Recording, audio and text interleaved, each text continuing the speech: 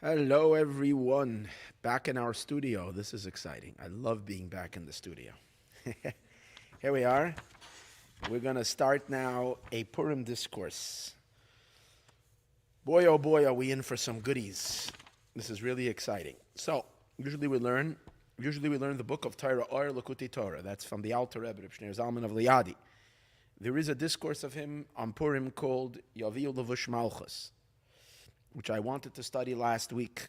Now, again, the original discourse that the Alter Rebbe said, we studied it a couple of years ago, and I forgot everything we learned.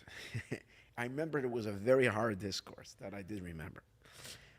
Then there is a commentary on the discourse that the Alter Rebbe said. It's called a biur on the Mimer.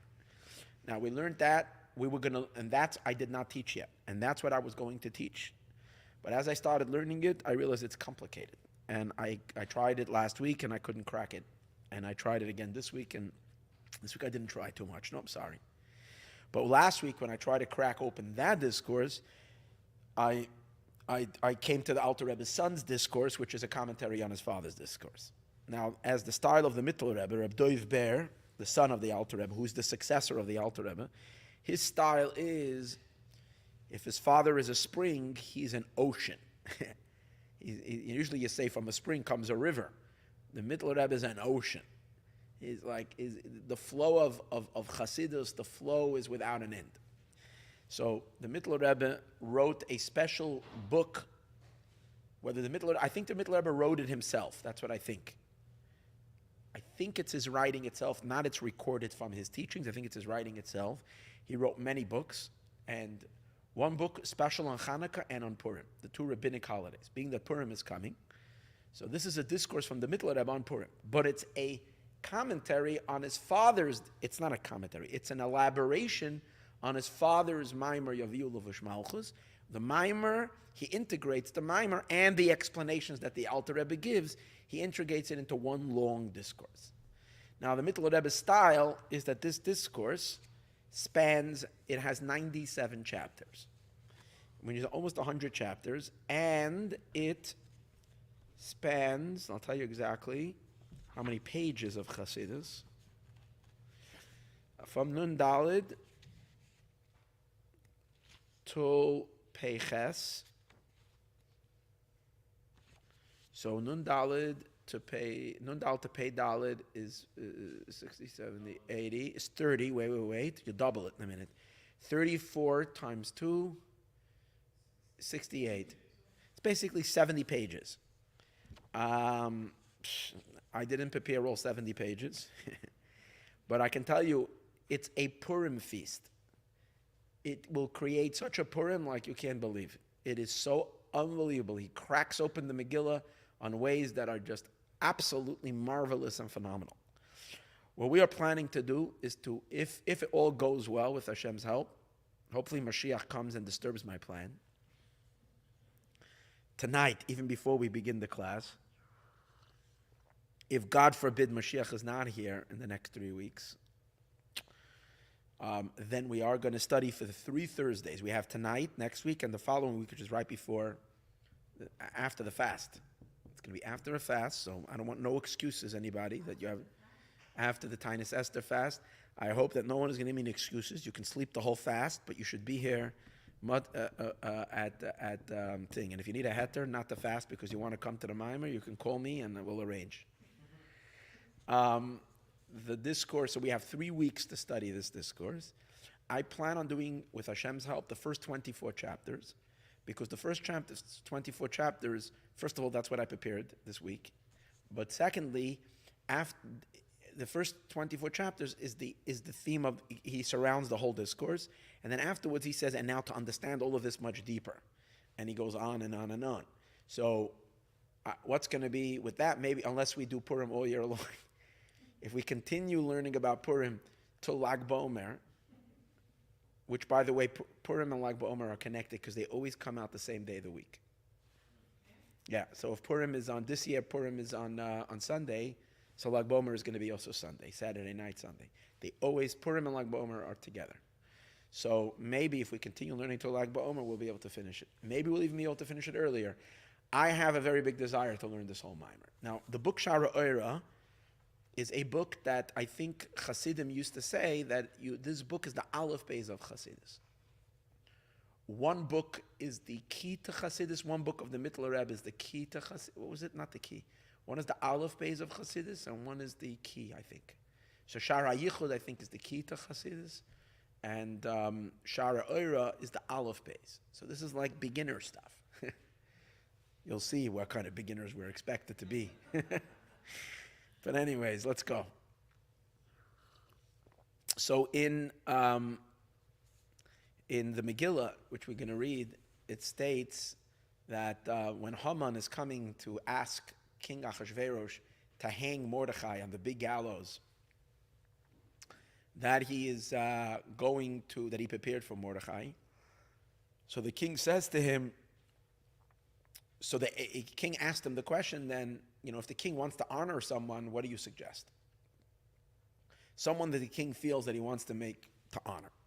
And as the verse says, and the king was intending for Mordechai. Haman couldn't think of anybody else that the king would want to honor but himself. He was so full of himself. He was so inflated with his own ego that he couldn't see past that. So he said, who would the king want to honor? Anybody but me. And being that he wanted to, he had dreams of actually overthrowing the king and becoming king himself. So that's why he tells the king, if the king wants to honor someone, the king should dress that person up with the garment of the king. And he should, and the horse, and bring also, and then dress that person up, and with the now I don't think he asked for the crown itself. He was afraid to say that he wants to wear the crown, but he did say, and they should bring the horse, the king's private horse, that the king was riding on the day they crowned the king, like for the inauguration of the king's kingdom. And this person should be given the honor to be wearing the king's garments and riding on that horse in the middle of the street and say, this is and someone should announce, a big minister should be the one leading him and announce, so is done for someone that the king wants to honor.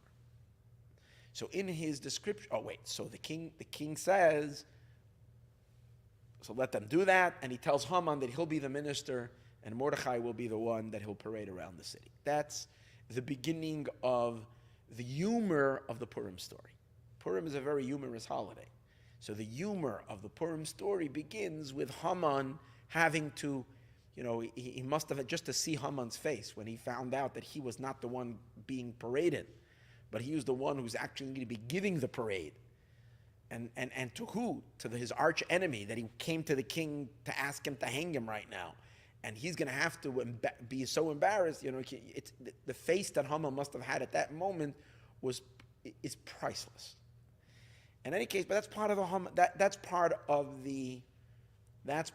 the Purim humor. That's where the story gets interesting and funny, and the tables start turning, and it's festive. Now we're going to learn, because the entire story of the Megillah is really a story with a great mystical meaning that has the deepest, the secrets of the secrets of the secrets. If every book of the Torah has secrets, Megillas Esther, which Esther means concealment, is a book that's concealed with the concealments, has the deepest secrets possible. So we're going to understand that the garment that the king is wearing the king is always referring to God. So it's talking about God's garment that God wears when God became king. And the crown that God wore when he was riding on his horse, also on the day of his inauguration. So first we have to figure out what kind of inauguration God has. And what kind of garment does he wear? And what kind of does God have a horse that he parades with? And then this garment and this horse is given to Mordechai. And we're going to find out who is Mordechai. Mordechai is each and every one of us. That we're granted the garment of God. And we're granted the horse. So we need to understand this mimer is going to explore what is the garment, what is the horse, and what is the crown. and how this is delivered to us, and what does it mean in our lives to be gifted with these incredible gifts. Here we go. The book is Sharei. Here I have a copy of the book. It's the first. Again, as I mentioned to you, the first half of the book is Hanukkah discourses. The second half of the book is Purim discourses. I don't know if it's exactly divided in half. I'm not sure. This is the first discourse on Purim. There's a few discourses on Hanukkah and a few discourses for Purim. This is the first one, and this is the lengthy. I think it occupies most of the Purim. After this, there's a small other discourse, only one more on Purim. V'kibel ha-Yehudim, I think, if I'm correct. The next one is only one more, and it's a pretty short one. This is the long one. So we are at Mayan, super ambitious. Here we go. Yaviu, Levush, Malchus. They should bring the garment of the king, Asher Levush by Amelech, that the king wore. V'sus, Asher Achav Olav Amelech, and the horse that the king rode upon. V'ashenit and Keser Malchus Beroishai, in which the king was, in which the royal crown was placed on the king. That horse and that garment should be brought, and they should dress this individual that the king wants to honor. So the concept of the garment above. So now he explains, what's the garment? Well, it says that God wears a garment. It's the verse, we say it in tomorrow's Shir Shel Yom. Every day there is a special song for the day. Sunday has it. It's a song that the Levites would sing in the temple. So Sunday the Levites would sing a particular song, and Monday they would sing another song, a certain psalm. So on Friday they would say Psalm 90, I'm not sure if it's 94, 95, or 96, one of those psalms. And it's a short psalm, which is Hashem Molach Geyos Lavish, which means that God ascended the throne of kingship. Hashem Molach, God has been king in the past. He proclaimed himself king. Geyus Lavish, he dresses himself with Geyus. Geyus means exaltedness, with a form of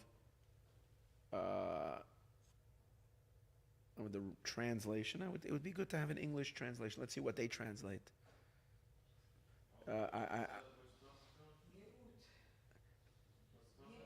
Hashem Malach Geyos Lavish. Geyos usually means haughtiness, but by God it's not haughty. Pride. Oh, yeah, you the right word. See, good. I don't. You can cancel that. Hashem Malach, God became king. Geyus Lavish, he garbed himself in pride. That's what I was looking for. So the garment of God is the pride of kingship. So when it says you should bring the garment of the king, we're talking about God's garment of pride, in which he elevates himself to be king.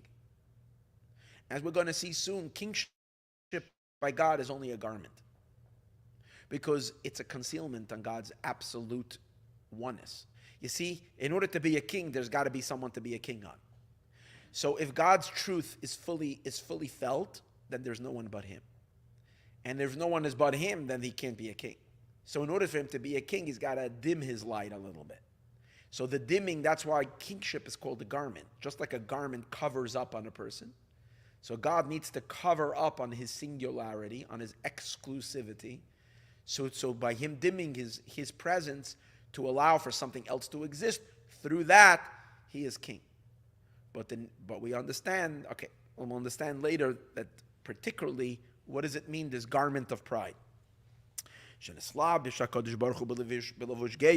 God enclosed himself in a garment of pride,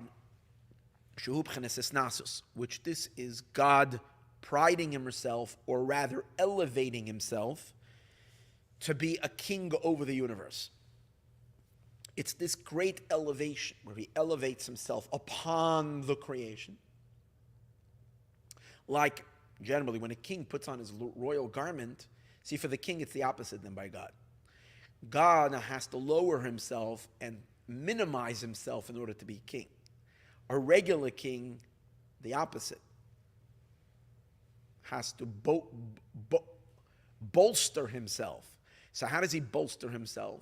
He puts on the garments, and the garments give him the extra, aristocratic look, the extra royal look for him to look majestic, rather. Good big one.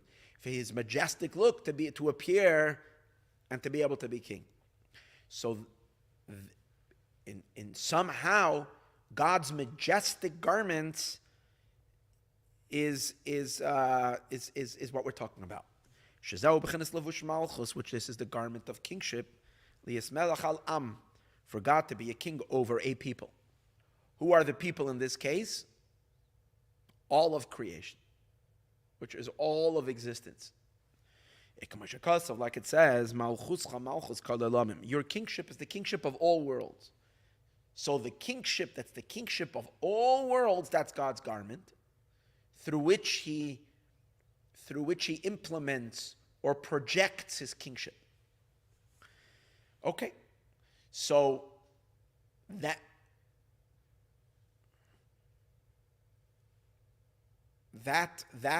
pride or that majestic garment of kingship is, when did God become king? In this sense, when he created the world. The very God proclaimed himself king as soon as he made an empire, and he established his empire during the time of creation. So his garment. Now, what is God's horse? What does it mean, a horse? And this, that it says, the horse that the king was riding. So where do we have God riding a horse? What does this mean? So this is similar to what it says by the giving of the Torah. When you have been riding on your horses, your chariots of salvation. So it's talking about God riding on horses and chariots of salvation. What is that referring to? That's referring to the giving of the Torah. When God came down to earth to reveal the Torah to the world, to give us the 10 Commandments, the prophet in Isaiah, I think, says that as you were riding on your horses, your chariots of salvation. Which means, just like when a king comes from his castle, which is way, way up on the mountaintop, way up in the royal, in the capital, high up in a very secluded area. And when the king comes far, far, far down, especially down to the farthest place in his kingdom, to a marketplace in a big city to speak to the people, how is he going to arrive? So his entourage comes, but the king himself, how does he arrive? He has his chariot, and the chariots are being drawn by the horses. And as the king is riding, there's a big parade made for the king to receive the king. So by the giving of the Torah, we use the analogy that God came riding on his horses down here. So obviously we have to understand that it's all metaphysical, because what kind of horses is God riding on? Is it angels? What are these horses? But then we have to understand, good, if the horse that we're talking about in the Megillah, the horse that the king is riding, and we're referring to is saying that the king over here means God, not the king of Persia, Ahasuerus's a horse. It means it's alluding to God's horse. So we need to understand, what does it have to do with the Purim story? Like, how does the horses that God used during the giving of the Torah, how do they appear in the Purim story? As we're going to see. This is what it means when the king they should bring the horse that the king was riding. So which horse, when was the king riding on the horse? When do we have God riding on a horse? B'shas Matan Torah. This is referring to the time when the Torah was given, about 1,000 years before Purim. And it says, which horse? The horse that the king was riding upon when the royal crown was placed on his head. So now we have to say that God, if the king is God, that God has a royal crown as well. And what does it mean when the crown was put on his head? When did God get his crown? Well, that too is by the giving of the Torah. Because we know that the giving of the Torah wasn't just a document of law that God was giving to us, but it was actually a coronation of the king. See, Adam was supposed to coronate God. And he did. When Adam said on Friday, remember we said earlier that this is the song that we say on every Friday, we say Hashem Malach, that God is king. The reason we say it is because it's amazing in Judaism. We have our traditions going all the way back to the first human being on the first day. Our prayer book, our liturgy book, is so real. You want to know what Adam said on the first day that he was born? What says in our siddur. That's how serious our siddur is. That he said that verse. He davened Ashkenaz, Sfarad, I don't know. But this psalm, Hashem Malach Geyes Levush, he said on Friday, what he did was he proclaimed God as king. Yeah. He said Hashem Malach Geyes Levush, he proclaimed God as king on that Friday. But the kingdom didn't last long, because the king was chased out of town. By all the sins that were done, no one took God seriously at the beginning of the creation. And already the first day, Adam himself sinned and didn't listen to the one commandment that they had. So the entire, project and this dream of God being a king on a nation, it didn't take off too well. And then it took another 2,000 years, 2,500 years until it was finally implemented. When God came to Sinai and there were 2 or 3 million people waiting with abated breath, and they proclaimed and they cried out, and they said, we will do and we will hear. Whatever you command us, we are here to serve you. That's when God's dream of being a king, for which he created the entire world, came to fruition. And that was the day that the royal crown was put on his head. God is not into monkey business. He's not going to play game. He's not going to play king if no one else is playing along with him, basically. So if he wasn't just going to wear his crown if they weren't taking him seriously. He first needed to see that there's an audience. There are those who are willing to go along with his kingship. And that's what it means to be a Jew, because when you're living a life of a Jew, you have 613 commandments in which to obey God. And the secret is that the 613 turn into probably like 30,000 sub-commandments with all the rabbinic things, maybe 50,000 different laws, and maybe more than that. I don't know exactly the number. It's a ton of laws. So that's a serious subjugation. It's a serious subjugation to a king. So God is king over Israel. And through Israel, he will be king over the entire world when Mashiach comes. So the rest of the world, get ready to start keeping some commandments. Actually, it's a lot of fun, these commandments. Sometimes they can get a little annoying, but most of the time, they're awesome. And it's great to be able to live life in accordance to God's commandments. And then eventually, as we say, once the entire world acknowledges, recognizes, and is ready, I don't know exactly what the commandment situation is going to be after Mashiach comes regarding the Gentiles. But that's the story. So God became king by the giving of the Torah.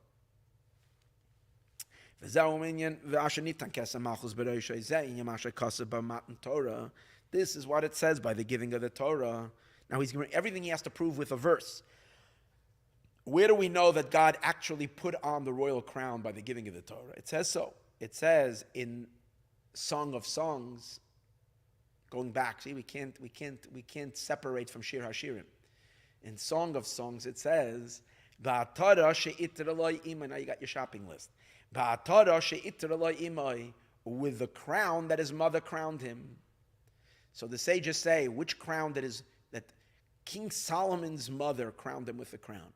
So you know what? Actually, one of the sages in the Midrash, in the Talmud, I'm not sure where it is, says, we scanned, beautiful words, Chazarnu al kol hamikra. We went, we searched, we did a Google search. I'm a little tired, so I'll be a little funky today. In any case, he says that we chazarnu al kol mikra. I scanned the entire scripture. V'loi matzinu, and we didn't find anywhere that King Solomon's mother made him a crown. Here it says, the verse says, go out and see King Solomon on the day that his mother crowned him. So he says, we've gone through the entire verse. We don't find anywhere that his mother gave him a crown. Yeah. But that she gave him, placed the crown on his head, we don't find anywhere. So therefore, the Midrash says it's not referring to King Solomon. It's referring to God. And his mother, only the sages can come up with something like this. They say that, so who's King Solomon? It's referring to God. Why is he called Solomon? Because peace is to him. Melech, Solomon means peace. So Melech Shlomo means the king that peace is to him, which is God. And the crown that his mother crowned him is the Jewish people. Israel gave God a crown by the giving of the Torah. That's the crown we should go look at. The splendid crown that Israel gave God by the giving of the Torah. And guess what? Israel is called God's mother. They're called his daughter, they're called his sister, and sometimes they're called his mother. And once in a while, they're also called his wife. So we have various different affections that God showed affection to Israel, including they are my mother. And obviously this needs a whole lot of commentary. What does it mean to say that we're God's mother? And which would mean we're a source for him. Isn't he God? He's the source for everything. So all of this is discussed in great Hasidic discourses that we discussed these various different levels and what it means. But he's just over here proving the idea that on the day of the giving of the Torah, that's when God got his crown. So that crown, that's what Haman is referring to. Unbeknown to Haman. He's not knowing, he's thinking he's talking about Achashverosh's crown. But if this was put into the story of the Megillas Esther, is because something godly was being channeled through him, unbeknown to him, in his words. And that ended up being part of the Megillah.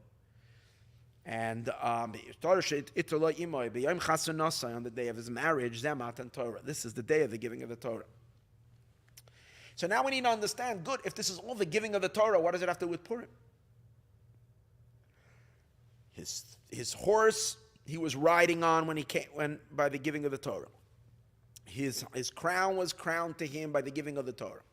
The garment is the only thing that it doesn't say that it was by the giving of the Torah. It was when God proclaimed himself king, which initially goes back to creation. When he created the worlds to create for himself an empire. So, but these three things are in the Megillah. Why? So he explains. Because the sages tell us, I'll say briefly, sages tell us that the story of Purim and the events that happened during that time was the conclusion of the giving of the Torah. Because when the Jewish people accepted the Torah, it was not a full and complete acceptance. There was a little something lacking in that acceptance. And the sages say it's because we were under duress. God held a mountain over their head and he said, accept the Torah is good or else I drop this mountain and you're all buried alive. So he didn't give us much choice. It was a little bit of a rough proposal on his end.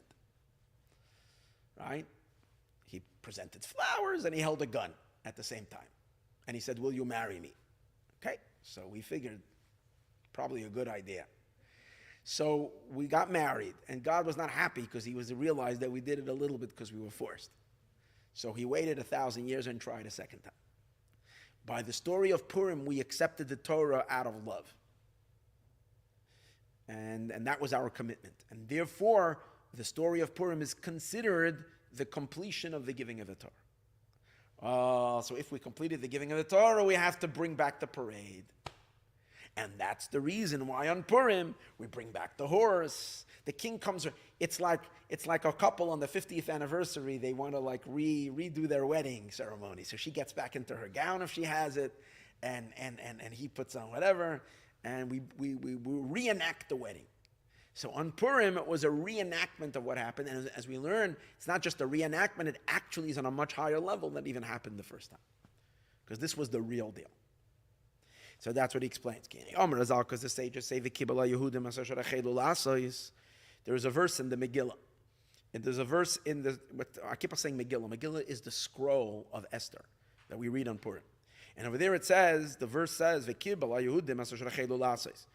the Jewish people accepted upon themselves that which they have begun to do.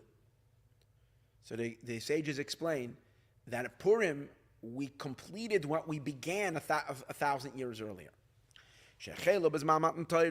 That which they started at the time of the giving of the Torah, that was only the beginning, when they said, we will do and we will hear.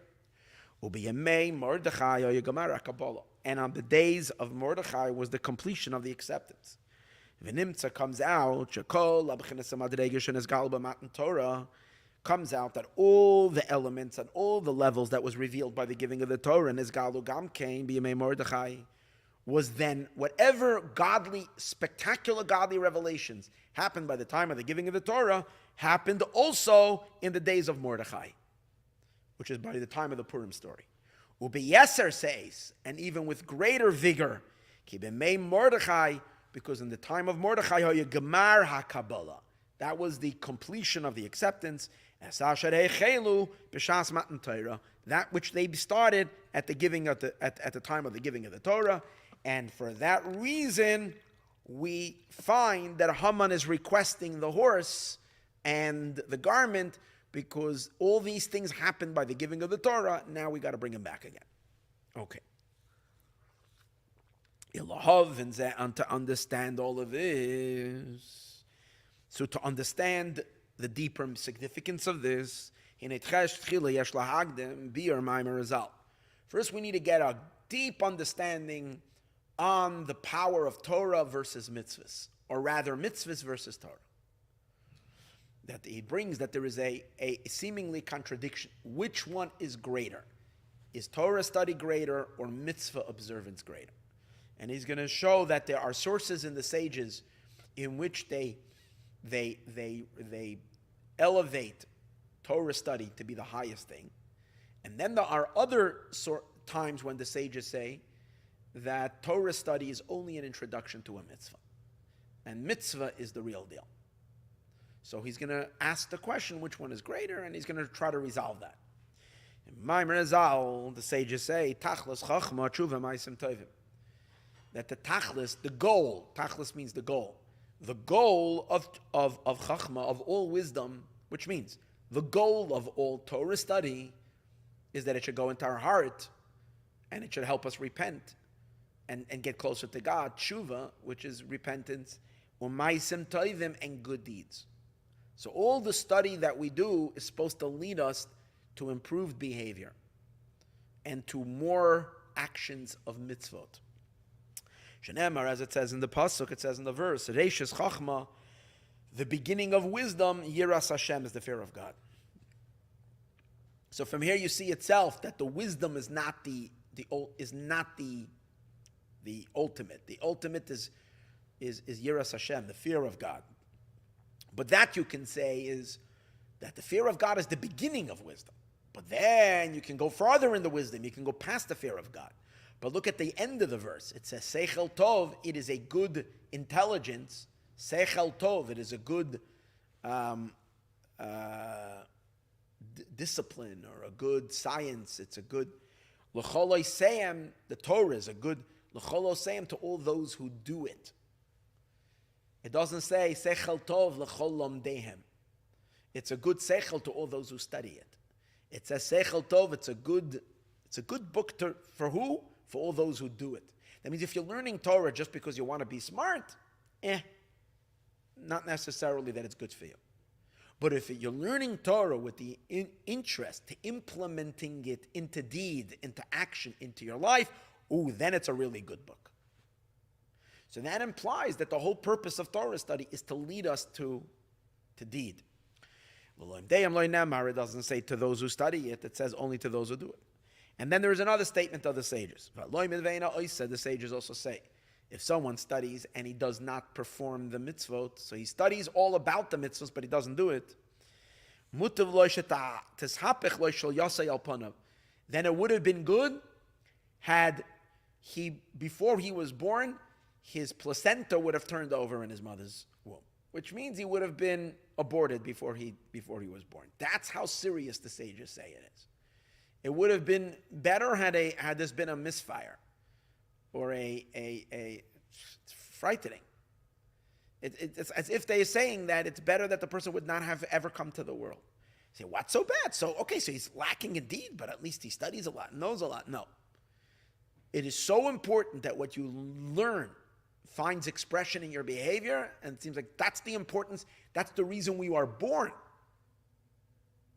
And, you can understand it a little bit. Let me just add a little thing, is put it like this way. Because for Torah study, just for knowledge, we had more knowledge before we were born. Because the capacity of the soul in heaven is to much greater understanding. So if we're thinking we're coming into the world just to gather knowledge, you had more knowledge before you were born. So what was the point of sending you into this world? To take all this knowledge and implement it into action. So if the person doesn't do that, then it's better. It would have been better had they not taken up space in this world. Because we don't need you here for your scholarship. We need you here for your good deeds that you do. Okay. And another emphasis, Kiloi ha-medrish ikar ela maisa. The sages also say, study is not the main thing, ela maisa, only action. In the words of our Rebbe, the Rebbe would always say again and again, every farbrengen, maisa hiya ikar, and action is the main thing. Everything we've spoken is all talk. It has to lead to action. So, seems to be, based on all these statements of the sages, that action is far superior than knowledge, than study and knowledge. However, we also find that all this that we're saying that action is so important is when there is a mitzvah that needs to get done.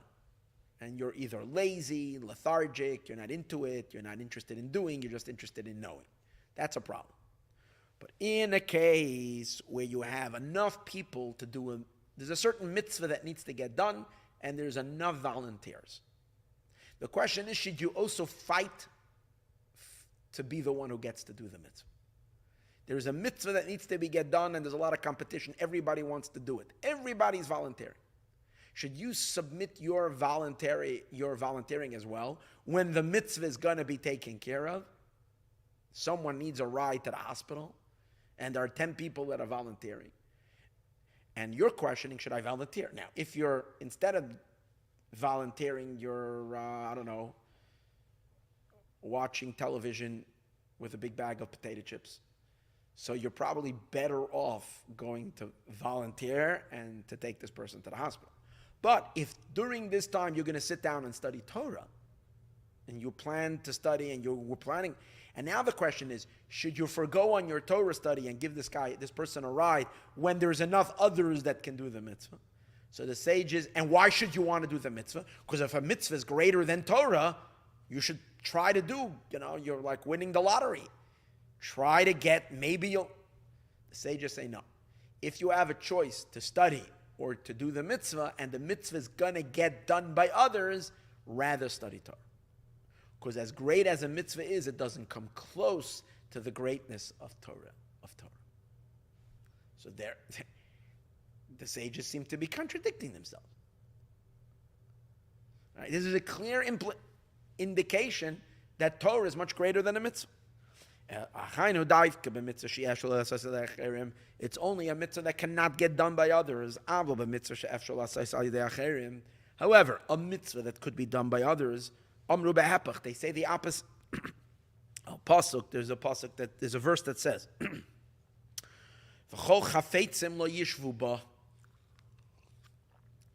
there in those verses, I think it's in Mishlei, in parables. And over there it says that all desirable things cannot match up to the Torah. Whatever is desired, jewelry, gems, gold and silver, money, anything in the world, nothing can equal the Torah. So the sages say that the word v'chol chafetzim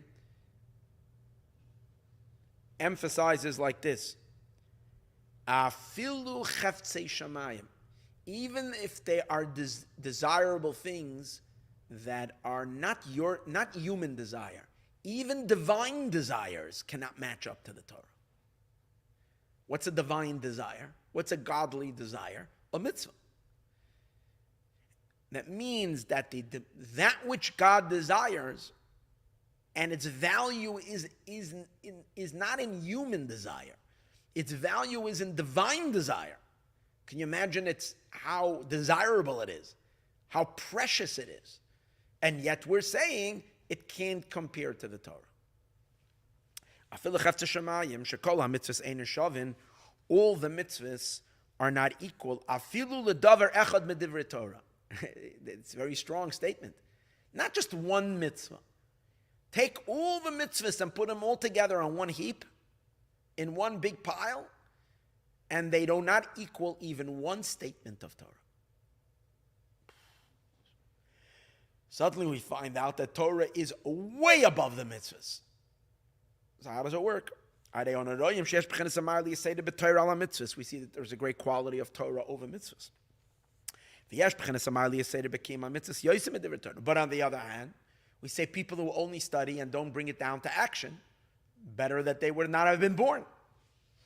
That's how serious it is. But the sages also say the Talmud Torah keneged kulam. Another proof to the quality of Torah over mitzvahs. Sages, we say it every day in our prayer in the morning as well. We say the Talmud Torah keneged kulam, that the study of Torah is equal to all the mitzvot. Nevertheless, but so now it seems that we have quite a lot of support to say that Torah is greater than mitzvahs. Nevertheless, now he flips it back. The sages actually have the question. They themselves did a survey, and they asked which one is greater, Talmud or action, study or action, and they had a long debate about it. In the end, they give only an answer that rabbis can give, one that leaves you with more question than answer. They say between Torah study and action, Torah is greater, study is greater, Talmud is greater. You know why? Because it leads to action. So, if you only do action, then you might only have a little bit of action. But if you study, the study will lead you to a lot of action. So in the end, which one is greater, the action or the Torah? They say study is greater because it leads to action. So in that answer itself, they are leaving you with the quandary, which one is greater. The Talmud Gadol, and they say that the Talmud is greater, study is greater. Only for the reason because it leads to action. So go after the reason. That would mean that the mitzvah is greater. So it seems to be saying that each one has a quality. Depends on how you're examining it. The question is what you're looking for. Like you go into a store and you ask, which computer should I buy? And the salesman says, depends what you're looking for. What do you need? It's the same as also with Torah and mitzvahs, depends what you're looking for. In certain things, this far is better than the other. In certain ways, this is greater. Depends what we're seeing. So first, we need to understand. First, he's going to explain the greatness of the fulfillment of mitzvahs over Torah study. And this is what the sages mean when they say Tachlis Chachma Shebetorah, that the ultimate of the Chachma, of the wisdom of the Torah, Tshuva Ma'asim Tovim, is repentance and good deeds. And the same is also if someone learns and doesn't do, again, comes out that the ultimate intention and goal of the wisdom is only the repentance and the good deeds. And the Torah is only like a passageway or an entranceway to arrive to the ultimate intention, which is the action. So that, let's understand that. Why is the mitzvahs considered the end goal? Why is the action? The inyan hu, and the idea is as follows. What he's going to basically do, and I'm going to give you right now the short answer, the short, incredibly deep answer, and he's basically going to show us that Torah engages the spiritual element of the human being, the mind, the intelligence. It's an inside mitzvah. It's a mitzvah that a person is doing. Torah is also a mitzvah, but it's a connection to God that's happening in the realms of the spiritual, and it's happening in the most loftiest place within the human being, in their mind, in their highest faculty, in their highest, most refined element. And the mitzvahs are taking place in the lowest element of the human. The mitzvahs are taking place in the physical body with the physical world. A mitzvah involves materials of this world. And what he's going to explain is, just very briefly, that the divine input that shines its way through all the spiritual levels, the divine input, the divine infusion, that's the soul, that's the energy, that's the force in all realms of spirituality. And believe me, it is indescribably vast and unbelievably phenomenal. Yet, it is absolutely zero. It is absolutely meaningless in comparison to the divine the divinity, the divine that interacts with the creation of the physical substances of the world. The physical substances in this world, in order for them to come into being, physicality, in order for it to come into being, is driven, being driven by an infinite power of God, infinitely higher than the energy flow that is flowing through all the spiritual worlds. There is something magically incredible about physicality.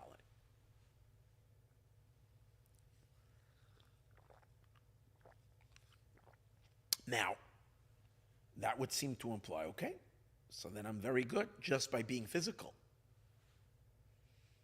And maybe we should spend our lifetime engaging in physical actions because that's when we're touching physicality. No. The physical is the most trickiest thing. When you're approaching it and you're taking it without its godliness, without its godly intent, you have what you're actually interacting with is absolute zero, is absolute nothingness. The physical is the most nothing of everything.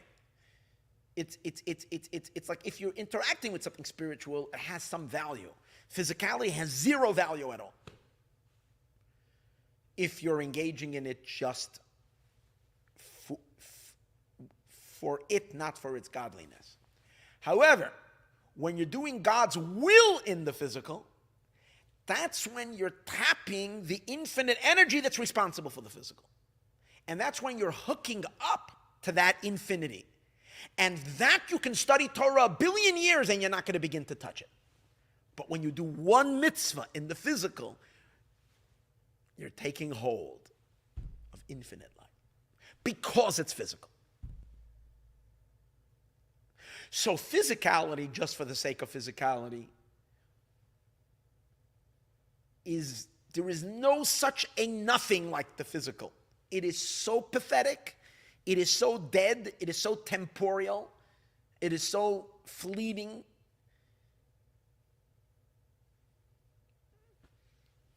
It should be the last thing that we should be paying attention to, is the physical. It's the most undesirable of realities. That's physicality, just as people use it for the physical pleasure, delight, and experience that the physical gives us. For that, we are way better off swimming in the worlds of spirituality. But when we could unlock the force that's responsible to creating the physical, which is not,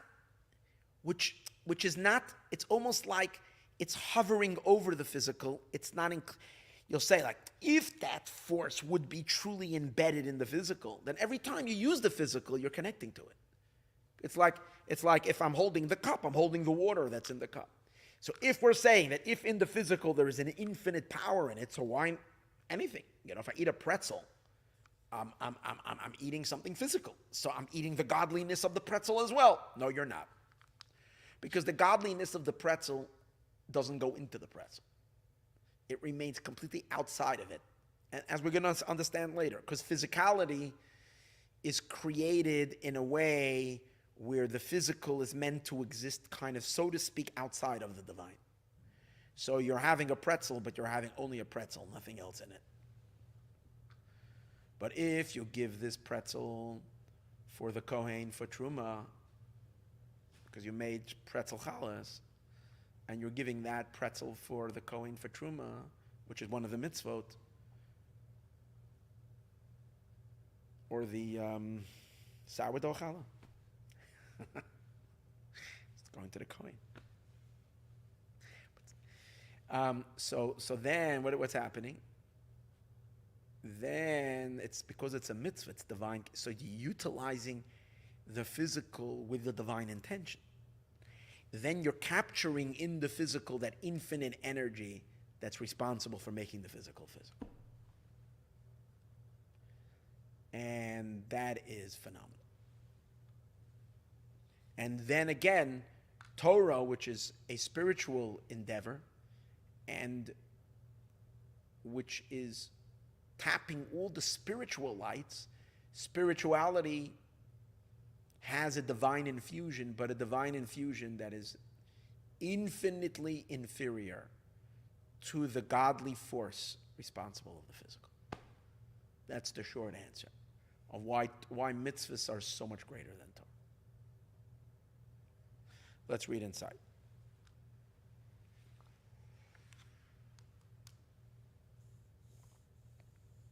The Inyan who, and the idea is as follows.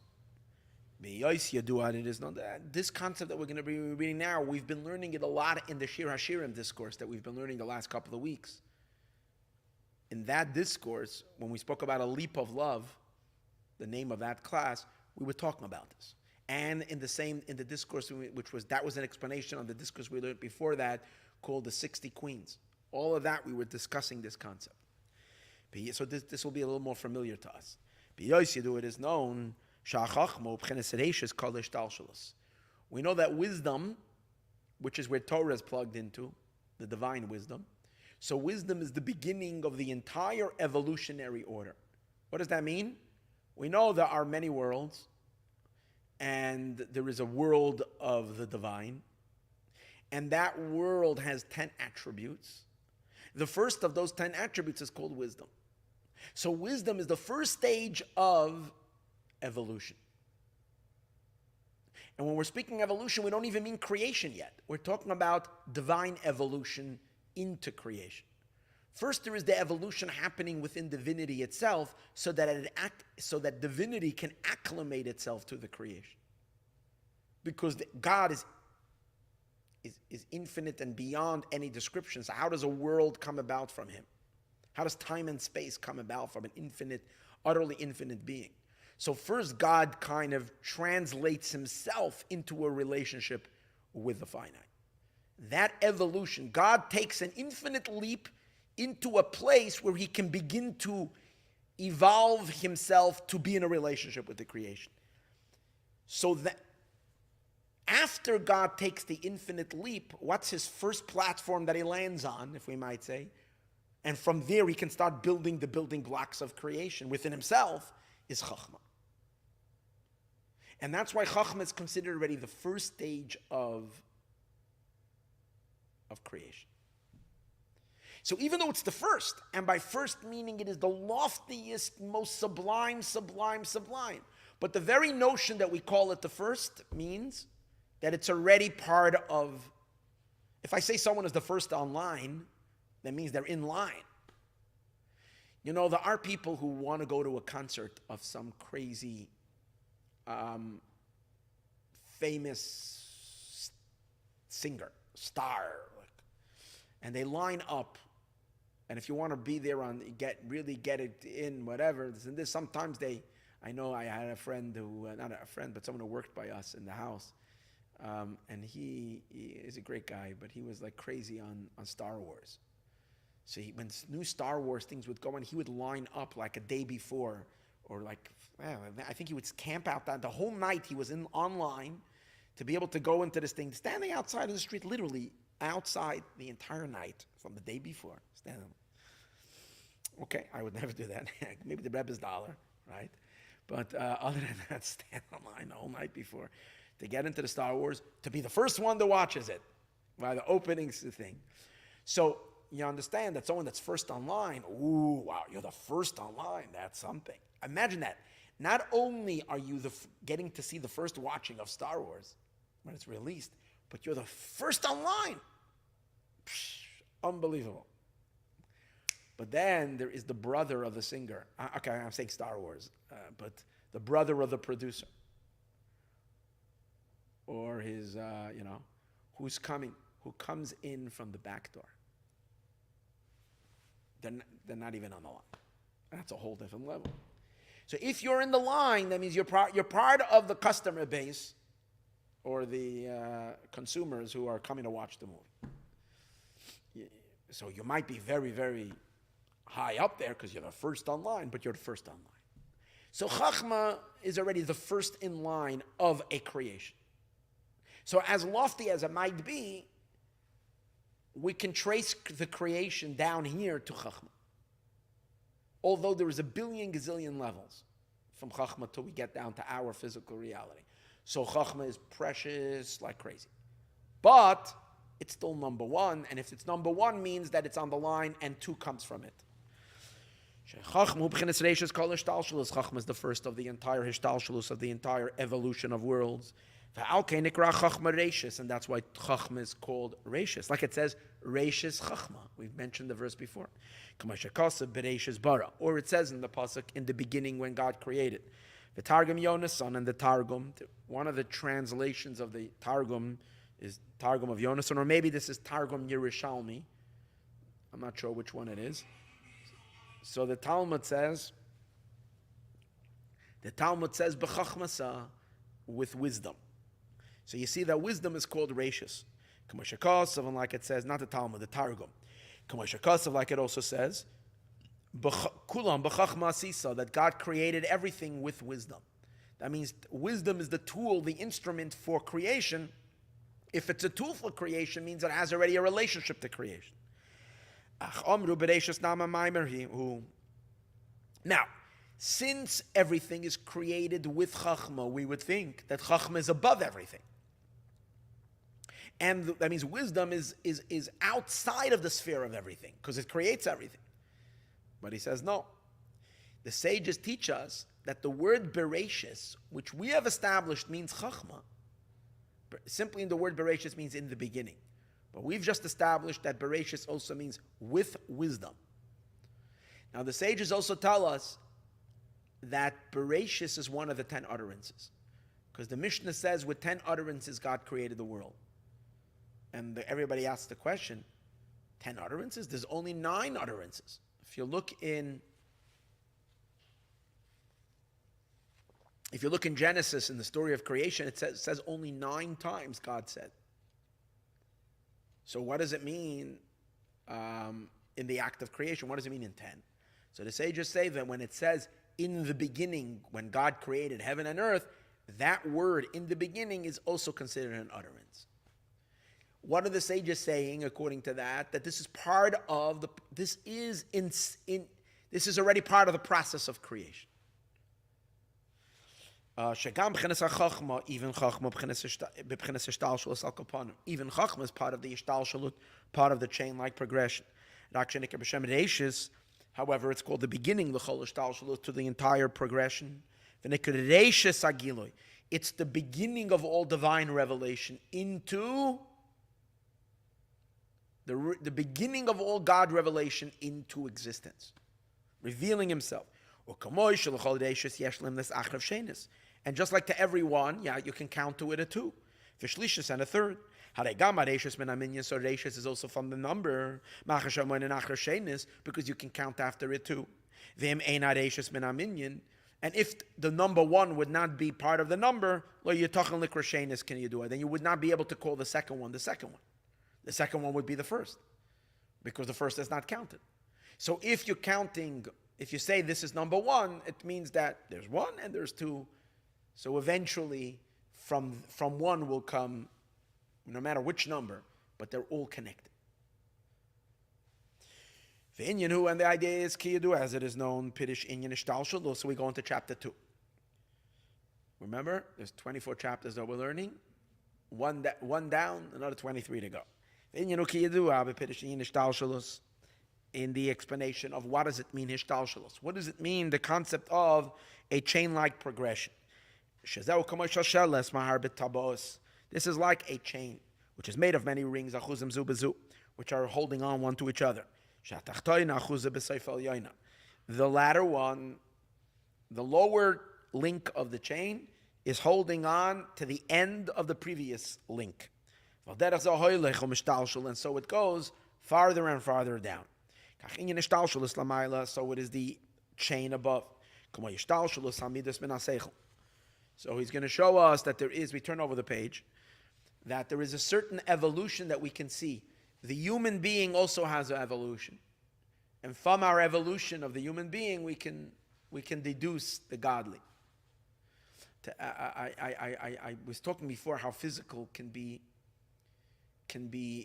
so meaningless, and it can be so meaningful. So today I was reading from the previous Rebbe. The previous Rebbe brings a teaching from Reb Hillel of Parich, who was one of the great Hasidim. So Reb Hillel once said to his student, before I started learning Hasidus,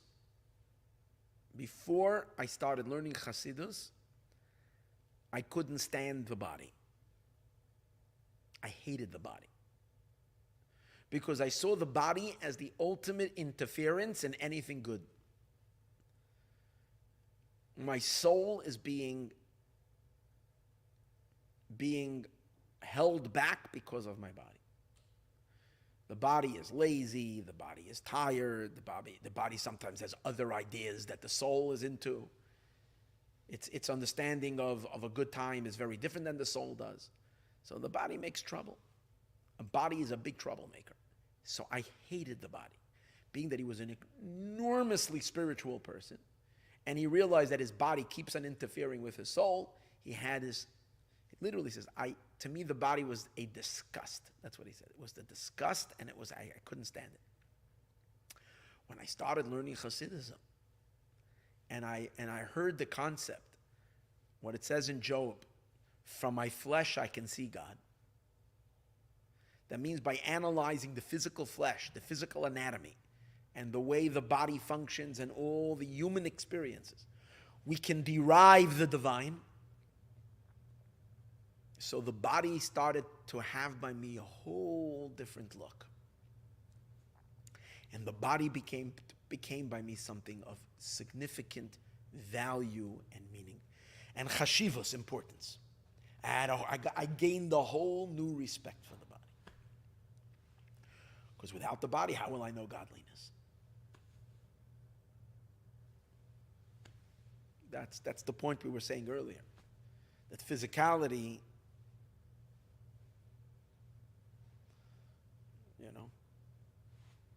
if we realize that it's the ultimate ticket to God, the physical, then we respect it much deeper. But this can only come when we study Hasidus and we get that understanding.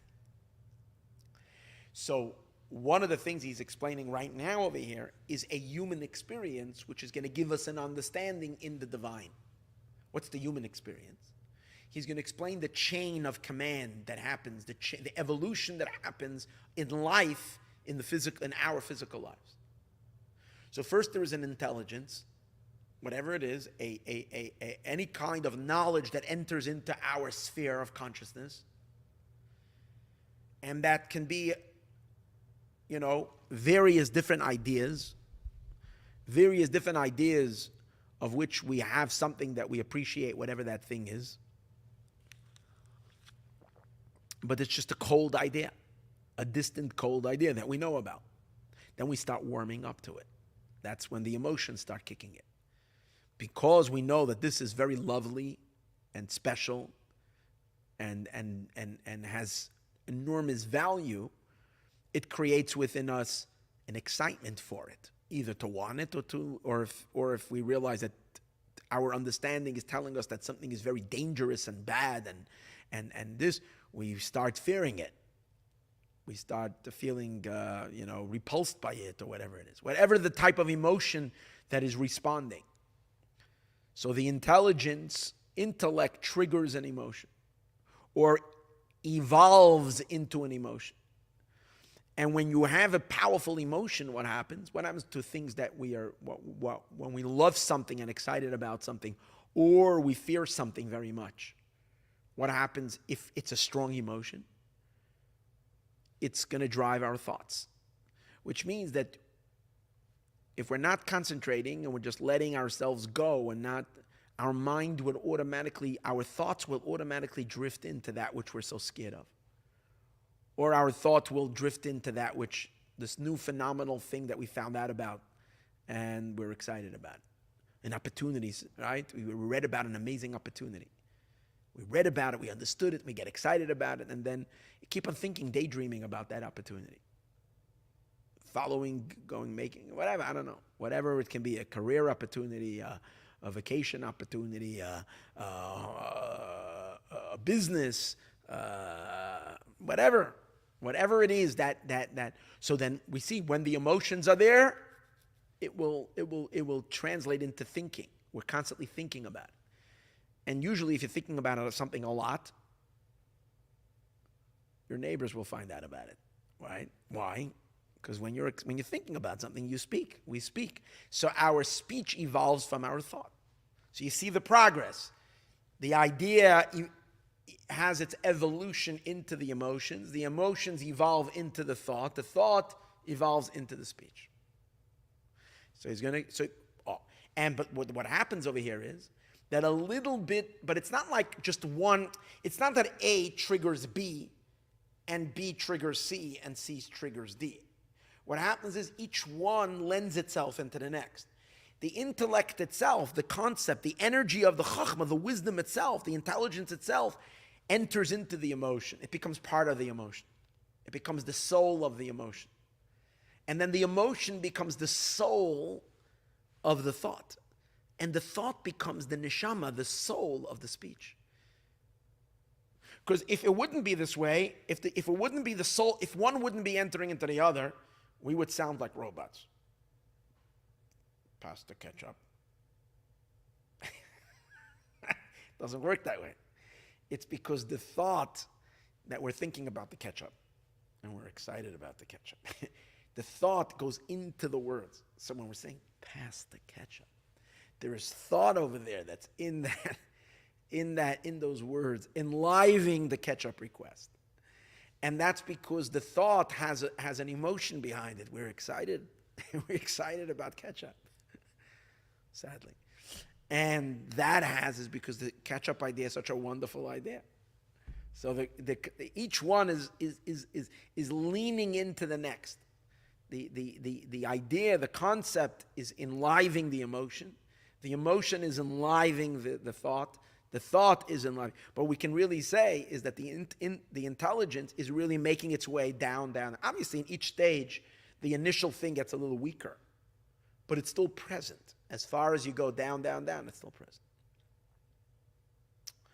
So he's going to say the same thing above. That chachma, God's wisdom, as high and as lofty as it is, it itself, the energy of the wisdom itself evolves into the emotions, into the divine emotions. And from there it goes into Hashem's thoughts. And from Hashem's thoughts it goes into speech, which the speech is the life force of the cosmos. So what's inside the cosmos, inside the worlds? Hashem's intellect. How about the godliness that's above God's intellect? How about the pure ratzon, the will, the pleasure of God? Does that also travel down? He's going to explain now. Because those levels are infinite. They don't diminish. They don't evolve. They remain in their full expansive potency, and from their lofty vantage point, from their infinite transcendence, they impact the world. That's like impacting from the outside, not entering into the inside. That's the difference between Chachma and onwards. From Chachma and onwards, things evolve one from the other. And what that really means is that Chachma itself has certain limitations, because it can evolve into a finite world. So it must have certain limitations. But what's beyond Chachma is the pure infinite. And that is not limited at all. And he's going to explain soon that it's that transcendental infinite energy that's beyond Chachma that's responsible to creating the material physical world. Not the spiritual worlds. They don't have that element inside of them. It comes into play when God wants to create pure, simple matter. For whatever reason we're going to learn over here. And that's why matter is super precious. The material physical world is super precious. If we can access its divine source. Okay, let's read inside. I'm just giving you a little bit where this is going. Shamidas Nalodin, because the emotions are born in Mesavim and Aseichel, they come from the intelligence. So you see from here that from the end of the level of intelligence, that evolves the coming about of the emotions. And the intelligence and the intelligence invests itself into the emotions. And if so, the Chachma is also part of this ishtalshalut. It's the first stage. Limnois es amidois. It's the first because it comes before the emotions.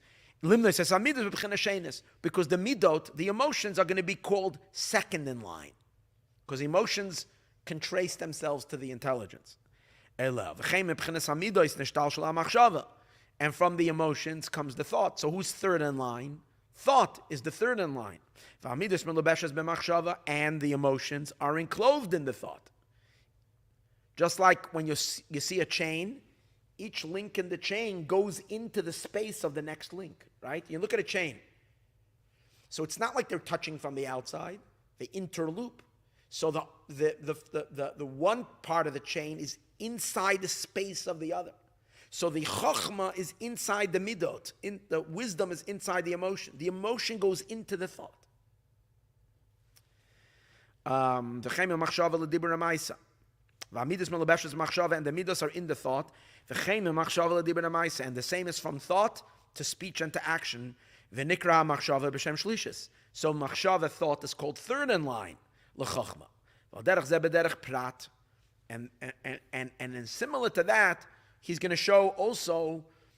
We know in the Kabbalistic chart, if you ever see a Kabbalah chart, we know that Chachma is on the right side. Wisdom, Bina is on the left side. Two sides of the brain. Chachma, the right side. Bina, which is understanding, is on the left side. Das is in the middle. And then below the Chachma on the right side is Chesed, kindness. And on the left side below the Bina is Gevura. And in the middle below the Das is Teferes, beauty. And then on the right side below is Netzach. On the left side below is Hod. Netzach means victory and Hod means glory. And then below, in the middle, is Yesod. So you have these three columns. So he's going to show that it's not only that from Chachma comes Bina, and from Bina comes Das and Das, but really Chachma evolves into Netzach. And Netzach evolves into, Chachma evolves into Chesed. Wisdom evolves into kindness. And kindness evolves into perseverance, into Netzach. And on this other side, Bina, which is understanding, produces Gevura. And Gevura produces Hod. And each one vests itself in the next one.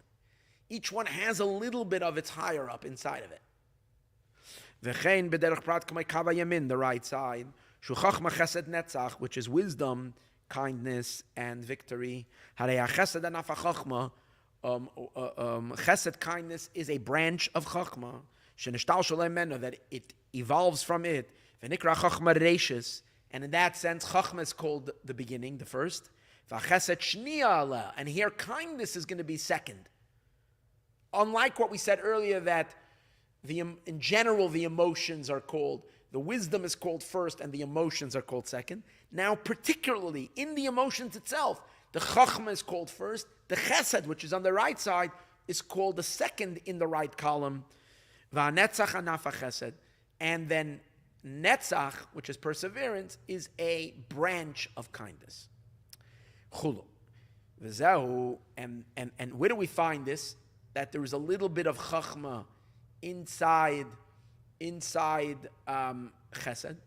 Where do we see that? He's now going to give you a proof that there is a little of wisdom inside. The energy of Chachma is present in Chesed. Because who is the man of kindness? Who, if you have to pick one person from the beginning of creation until today and say he personifies kindness, that's Abraham. Abraham was off the charts kindness. He's the champion of kindness.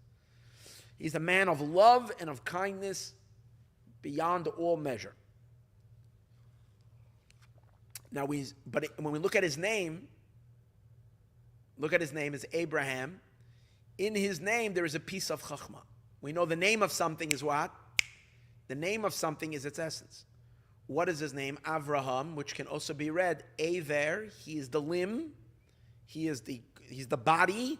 He's the limb. A limb is a body. He's the organ or the limb. Ma for 45. Now we know that Chachma is Koach Ma, the power of 45. The power of Ma, the power of Bittul, the power of nullification. Abraham, which is Chesed, his name is Aver Ma. Why? Because Chesed is a vessel for Chachma. So the Ma from Chachma descends into Chesed. That's where he's proving it. Just like Avraham, his root is kindness. Nikra Aver Ma is called a limb of Ma. Shubchinas Aver, he is a limb, the Keli, and a vessel of Chachma, to the Chachma, to wisdom, Shenikra Koyach Ma, which is called the power of 40. Power of what? So you see that Chachma, which is all the power of what? The power of nothingness. Chachma is still characterized as nothingness. That power is embedded in Chesed. So you see that from here that Chachma is also part of the evolution of worlds. It's only the beginning and the root of this evolution. So now he's asking a question. If we're saying that Chachma is already the beginning of the whole ishtalshalut, of the whole chain-like progression of worlds, if we're going to pin Chachma as part of the ishtalshalut, that would seem to imply that Chachma is already on a very, very, very, very subtle level. Chachma is already the beginning of somethingness. Because what did God create? He created something. If God created something, and we say that the something that we know down here, our tangible something, it evolves from something before that, which evolves from something before that. So you're going to trace back the something of our world to a more subtle something, to even a more subtle something. As high as you will go, you'll still have a something. So he's questioning it. If we're saying the highest point from where the entire creation evolves from, its most sublime beginning of beginning, its primordial start, we're going to say is Chachma. we're going to have to say that Chachma is, in the most abstract of abstract, a subtle something. A super subtle something. But something. But don't we say about Chachma, v'Chachma me'ayin timatzeh. Chachma comes from nothingness, which implies that Chachma is nothingness. So from nothingness, nothingness can't be considered stage one from something. When you say, we worked hard and we built this, and you say, where did it all start? You say, the starting started when this person met Torah. I don't know, whatever the story is. But that story is already, you don't say, when you say any story, you don't say, so where did it start? It started, first there was nothing. No one came, no one spoke, no one thought, there was nothing. Okay, yeah, we know. The nothing is before everything. So you can't start a story about something. How was this building made? First, there was nothing. Okay, yeah, there was nothing before this building. There was nothing before that building. There was nothing before the ocean. There was nothing before the trees, nothing before the grass. And so nothing is not counted as part of the story. Start with the story. But if we're saying that Chachma is nothing, that means that Chachma precedes the seeds of something-ness. That means that we wouldn't be able to call Chachma the beginning. So therefore he says, no, if you pay close attention to the words, it doesn't say, V'ha-Chachma ayin, that Chachma is ayin. It says, V'ha-Chachma me-ayin timatzeh. Chachma comes from nothing. That means you're right, before Chachma doesn't count. Because what's higher than Chachma is not part of the evolution. Chachma is the first point. It's like once Chachma is is hinted to, alluded to with the letter Yud. What's the letter Yud? You have a dot. So if you have a clean white sheet of paper, you have nothing. Nothing. You can't say it's the beginning of a picture. It's not the beginning of the picture. You could potentially write any picture on it, but it's not the beginning. But if the artist takes the pen, takes the brush, or whatever, and makes one dot, and then they get a phone call. They started, whatever color it is, they started with something, even if the pen. If once they made already the first point, and then they got distracted, you have the beginning of the final piece of art. Because around this dot is going to come the first line, and the next line, and this dot is part of the picture. So Chachma is the first dot. The first speck from where everything will be built, but it's already something. So again, let's go back to the question, and then he's going to answer. And even though it says Chachma comes from nothing, which implies that Chachma comes from ayin, from nothingness, that's beyond and before the entire progressive chain-like order. So the answer is, preceding it is nothing. It comes from nothing. Like Chachma is, today when I was driving back, I was like in Ontario, and suddenly it was so amazing. I saw the clean, clear, sharp, really beautiful bolt of lightning. You get to see that. It's like it was a scary, threatening sky suddenly. And in California, if it rains a little bit, you right away get emergency on your phone. It's you think your phone is going to break from these emergency alerts. They would think that the flood is coming, the deluge that's going to destroy the whole world. You understand? It's raining. No one go on the street. It's raining. Flash flood warning in your area. Stay home. Bolt your doors. Shut your windows. Put cement around your windows as if this is something happening. It's raining in California. It's really funny. I don't know why they panic like that. I understand, because there's a lot of canyons and a lot of, if you're driving in the canyons, you really have to be careful. But in any case, I'm just thinking about the bolt of lightning. So the Chachma is that first epiphany. So the first epiphany that comes, where is it coming from? A dark cloud. The dark cloud, you don't know. That's unknown. That's above the consciousness. Chachma is the first spark of consciousness. As he says, it comes from nothingness. The Chachma itself is not considered nothing. It stems from the nothing. It emerges from not to something. It's the beginning of revelation. Now, because Chachma is just a tiny little speck, here's beautiful. Since Chachma is the first speck of something, Chachma is the nesting place for the infinite pre-something to touch. Because once the creation begins to evolve in a design, then it's already too defined for it to touch the infinite. Because it's too limited already. But since Chachma is the point, but not yet in any design or any shape, it's the infinite producing the beginning of somethingness, it's still connecting to the infinite. So Chachma is the vessel, if the infinite, not if, when the infinite is going to infuse itself into this limited creation, what's its entry point? What's the entry point from where the infinite is going to flow into the finite structure it created? The entry point is the Chachma, is the Yud. So that's why the Chachma is in touch with the ayin, with the nothingness. Chachma is in touch with nothingness. But it itself is not nothing. It's already the beginning, what will later evolve into creation. Like it says that Hashem dwells in Chachma.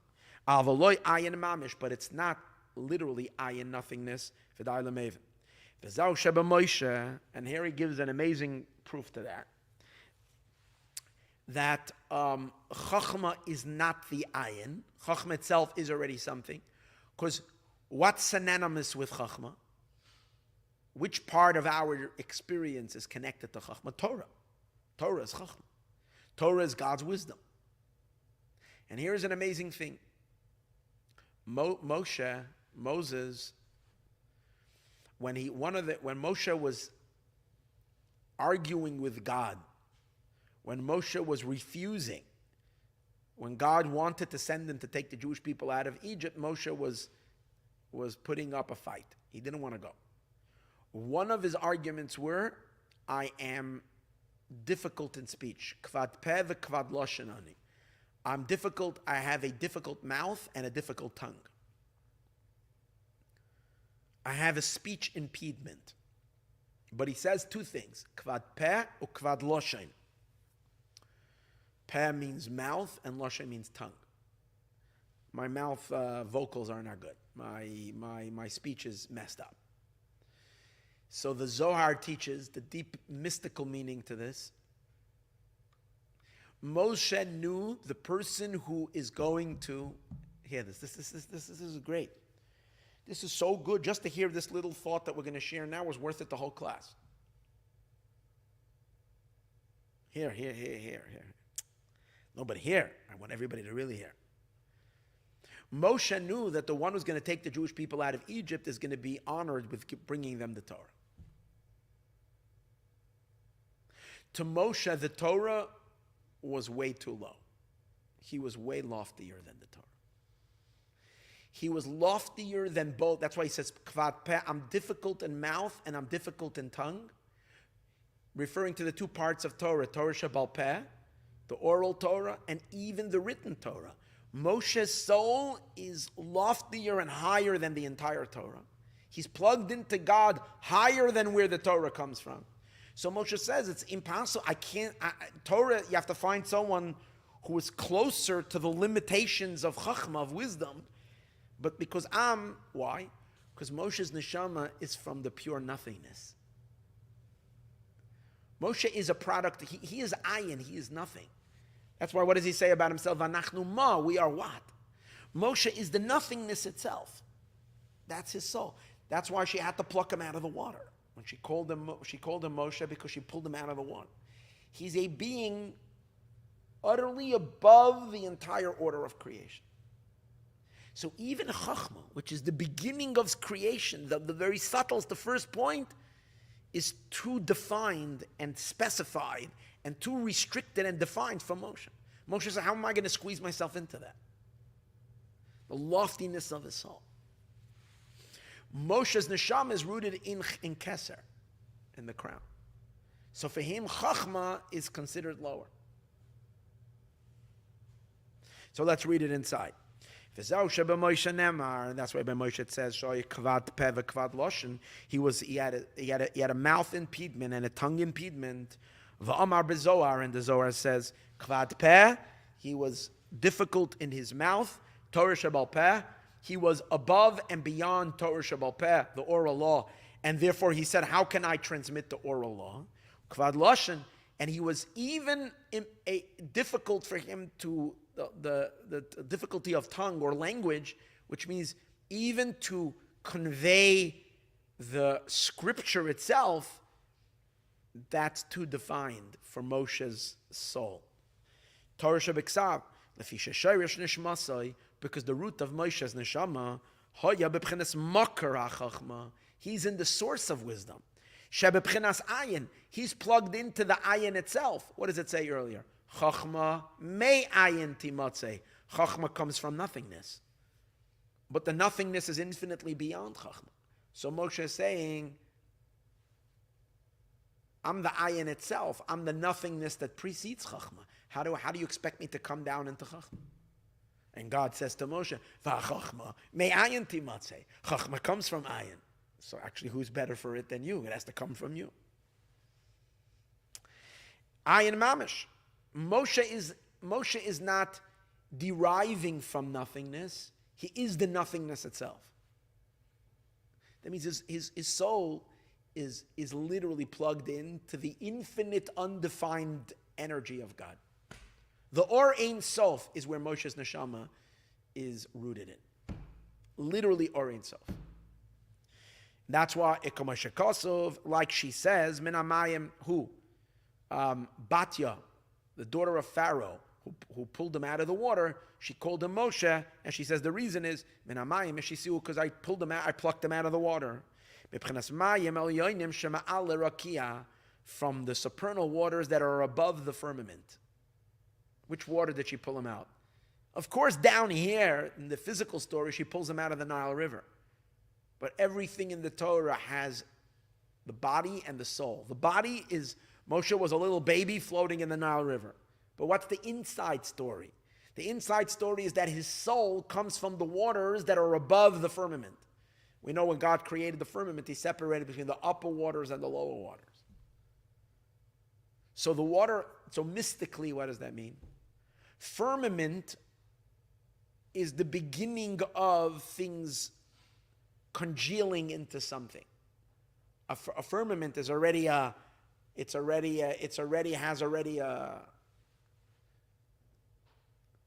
like, it says somewhere that the firmament above is made up of ice. In the prophets, there are descriptions of, I saw a firmament of ice. Because what's ice? Ice is frozen water. What's the difference between water and ice? When water is water, it is fluid. And if it's fluid, what does it mean? When water is fluid, what does it mean? It's uncontainable. It has no shape, it has no form. The cup is holding it.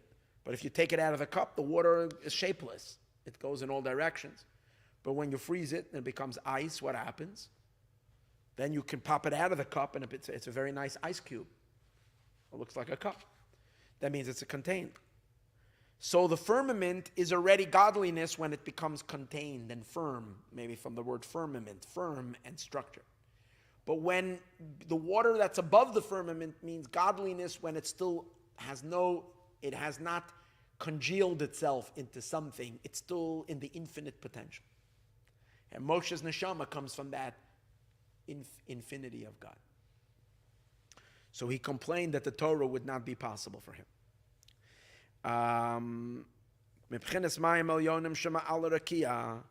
V'zehu sha'ak omar, and that's why Moshe says about himself, v'nachnu ma, and we are what? He says about him and his brother Aaron, he says, why are you complaining against us? We are what? We are, who, simply meant, who are we? We're nothing. But the deeper meaning, we're nothing. Our souls come from the nothingness of the Ein Sof. When we say nothingness over here, we mean pre-something. Ma mamish. Hold it. But isn't that, if you say that Moshe is ma, then isn't he chachma? Chachma is koach ma, the power of what? And Moshe is ma, so that means he is chachma. But no. Because koach ma means that the ma is already becoming a koach. A koach means something specific.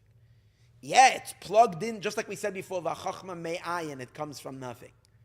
So koach ma, you're right, the word ma implies, let's put it this way, the soul of chachma, the chachma itself has a body and a soul. The soul of chachma is the ma part of the chachma. The body of chachma is the koach of chachma. The koach of chachma is already, why? Because the Or Ein Sof dwells in chachma. The soul of chachma is the Or Ein Sof, the infinite that dwells in chachma. So the infinite is still ayin, is still nothing. That's why it's called ma. Koach is already the cup that has already a vessel, a space to receive. It's already a koach. So when we say Moshe is ma, he's ma itself. He's not koach ma. He's ma itself. And he says koach ma is way below me. A vessel for ma, a vessel for nothingness, is much lower than the nothingness itself. But that's exactly why the Torah was given through him. Why? Because where do you go produce the koach from? How do you get the fixed ideas of Torah? These fixed, you have to go into the infinite potential and draw them first. Draw them forth. Like we said before, where does chachma come from? Me'ayin, from nothingness. So who's a better mediator to chat? So Moshe is not just a conveyor of the Torah. He's a producer of it. He draws the infinite potential into a fixed, defined, specified order of divine structure of how God wants us to live and how God channels himself down into the world.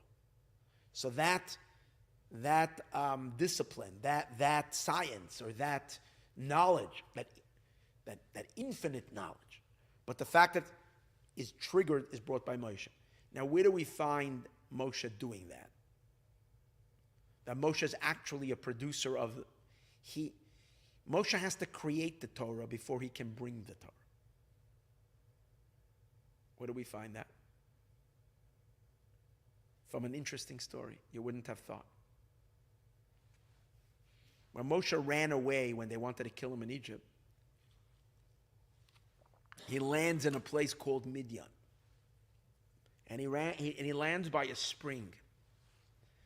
And he sees the shepherds harassing the girls, the daughters of Yisro. And they're harassing them there. So Moshe goes and he defends them, he knocked them, gave a couple of bloody noses over there. Moshe, he was, man, you don't mess with him. He didn't like it, and the shepherds all ran away. And then they come back to their father. In the verse it says he saved them. That's what it says. But then later when they recount the story, they said, this Egyptian, he said, how'd you get back so quickly today? And they said, well, there's this amazing guy that was there. He fought off all the shepherds. V'gam dole lanu. He also drew the water for us. So when Moshe was drawing the water for the daughters of Yisro, Moshe was filling up the pails of the Torah from the infinite, endless spring. You know who else was doing the same thing? We once learned to Rebecca when she goes down to draw the water for Eliezer, for his camels. She's also drawing the 24 books of the Torah.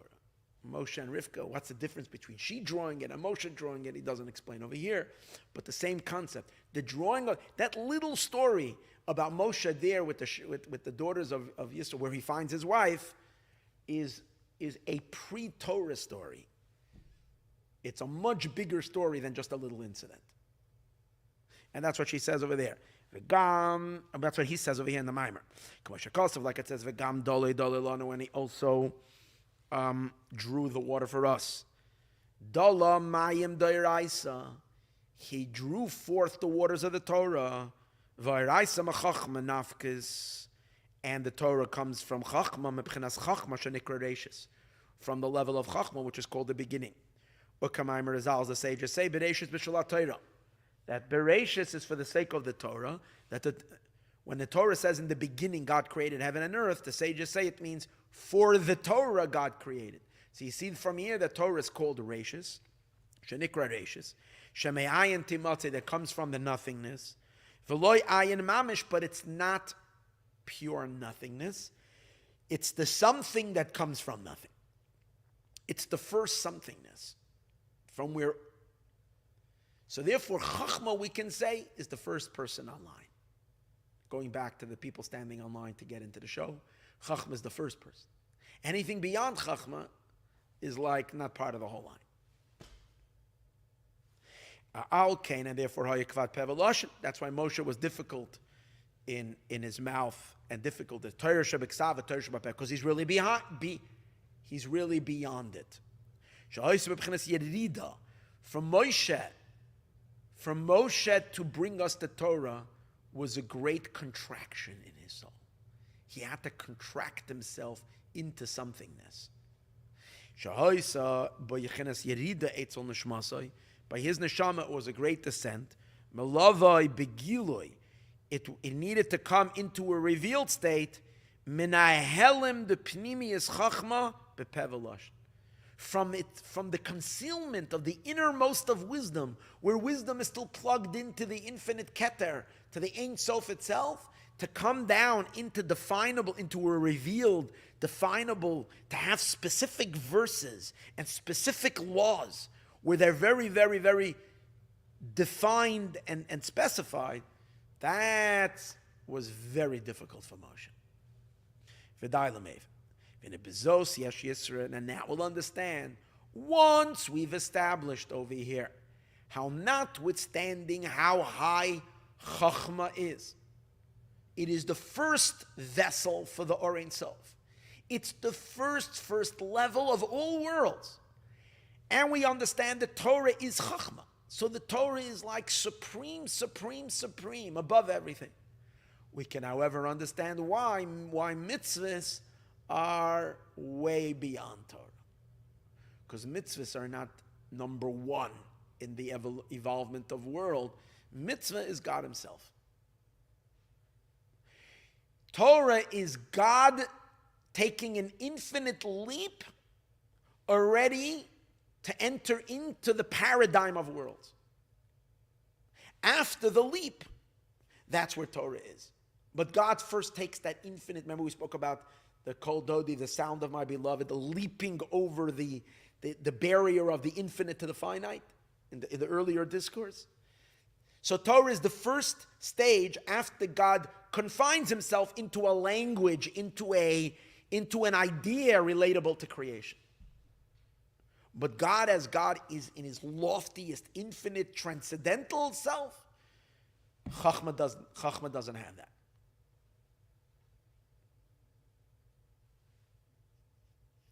But mitzvahs, in a mitzvah, you're tapping what's beyond Chachma, what's infinitely beyond Chachma. And he's going to explain how that works. And with this, we'll see a tremendous quality in the fulfillment of mitzvahs over the words of Torah. Because the root of Torah comes from Chachma. It's the beginning of the revelation. Shabam is Gala Or Ein Sof. Because in Chachma, the Or Ein Sof, the infinite one, let's not, God forbid, make a mistake. Chachma is one of divine attributes. It's an attribute of God. And God dwells in that attribute. But the very notion that he's already in an attribute means he is already adapting to the system of worlds. And therefore that adaptation is infinitely and incomparably lower than God as he stands prior and above the adaptation. Because in Chachma, the Orein Sof reveals itself to becoming the source for the entire progression, for the progression of all the worlds. Now we'll understand, that's why this is called, he fills all worlds. Remember, we learned many times, God fills all worlds with an adapted light to each world, to each stage, and God also encompasses all worlds. The encompassing is God as he is for himself, with his as he truly is with all of his infinity, he's surrounding all the worlds. And this idea of surrounding means above it all. But Chachma is already the beginning of Memala Kalam, the indwelling. Because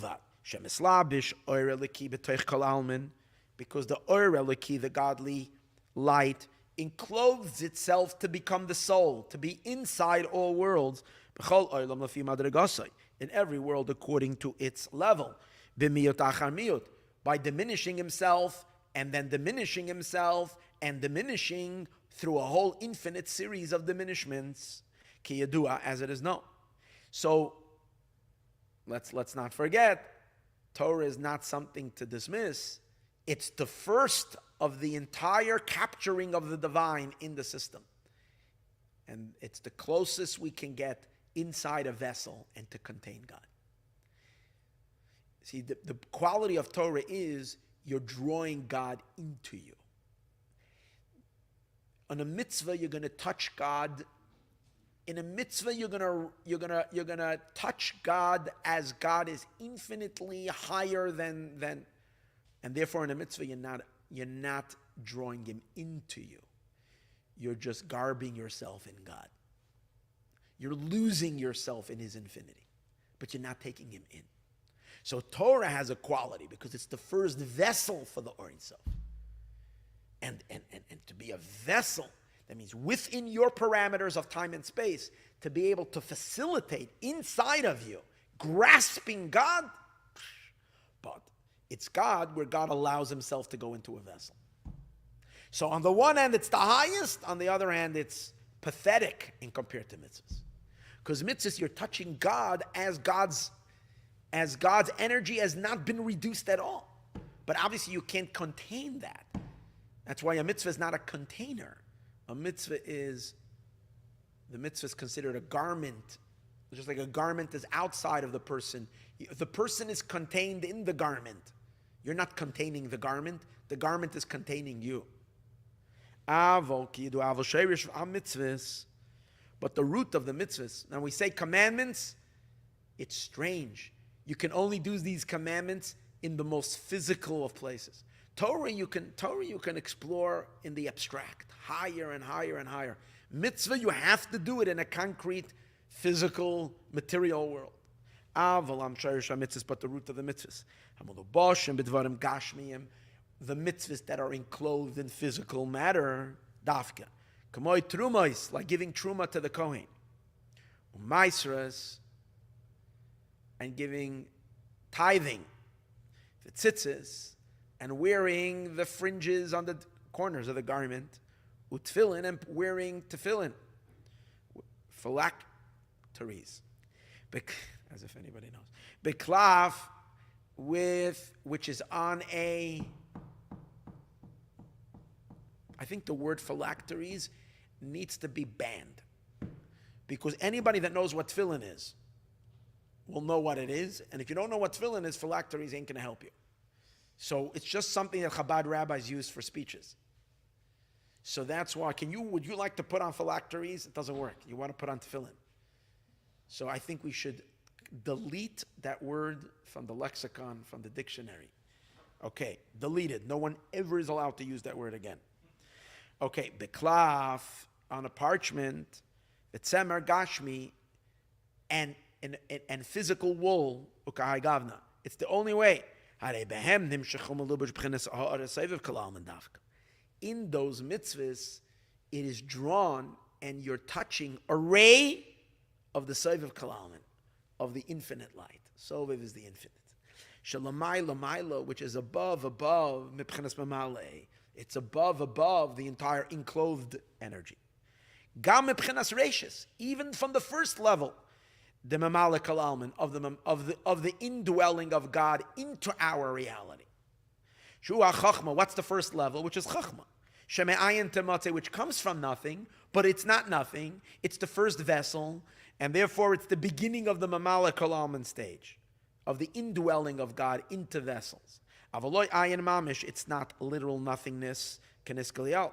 Moshe came b'chinas soivev, which isn't the case of the encompassing light of God. Zeu b'chinas ayin amiti, this is the true nothingness, the atzmos orein soif, of the essence of the infinite one. Shanikra makif akloli, which is called the general and circular, shamakif ledalad oilamos. The abiyah, this level is so lofty that it encompasses the four worlds. Which four worlds?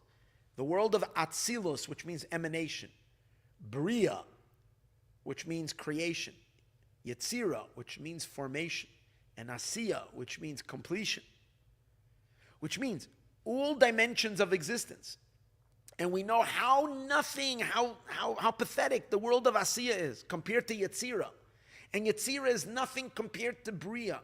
The expansiveness of the godly energy that flows in those worlds, and the intensity and the greatness of the experiences are unbelievable. Angels, souls inhabit these vast, incredible worlds.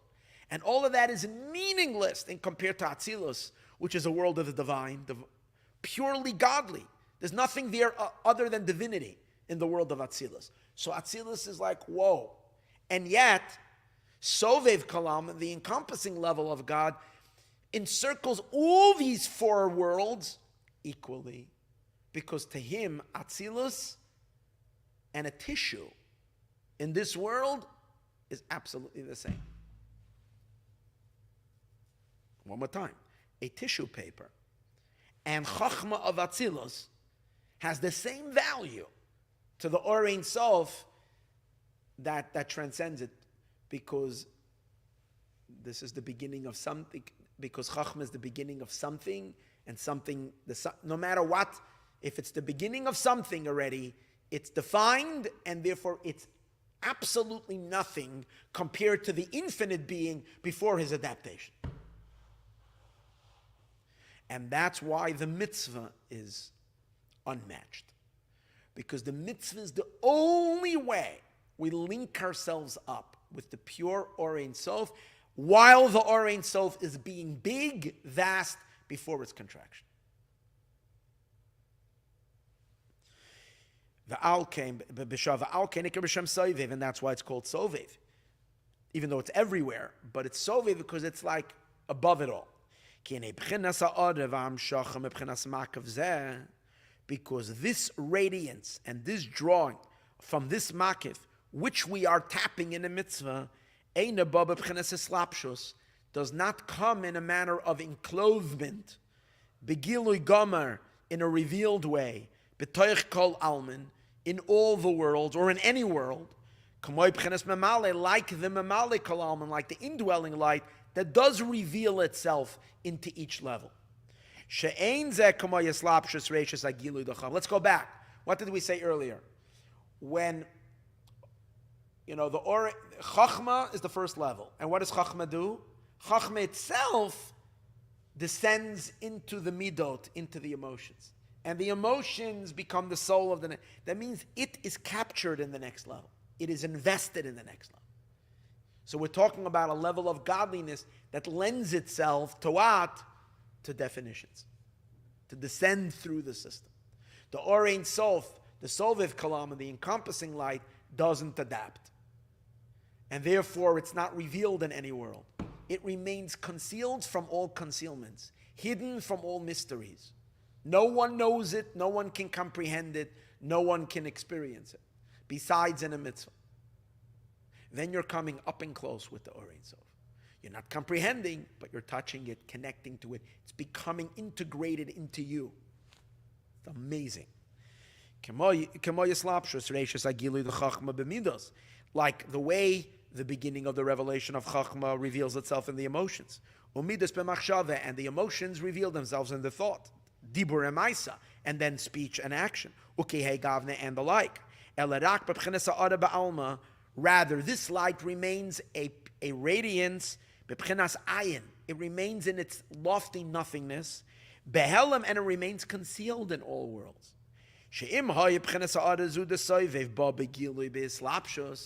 Now he says, what would happen if this sovev light, if God would treat the world to a revelation of his sovev light, of this lofty pre-adapted light?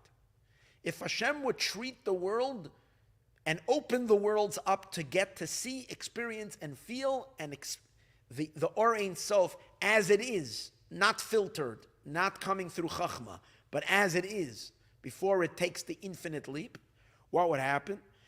Because if this light would come begiloi behislapshus gomer ba'olamois kamoi b'chinas memale, in the same way like the indwelling light emerges, reveals itself into the worlds, what would happen? All of existence would become nullified out of its existence. Everything would revert back into the nothingness. It would be instant demolition of all of creation. Instant taking apart all of existence. Everything would instantly dissolve into the infinity of God. Why? Because this light split. There would be no more time and space, no more parameters, no more definitions. Everything would revert into, because if the infinity, if the Ein Sof would appear in its full revelation of its infinity, then this energy would swallow it all.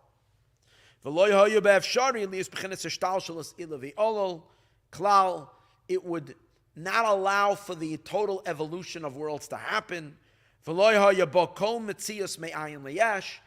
And no existence would emerge from nothing to something.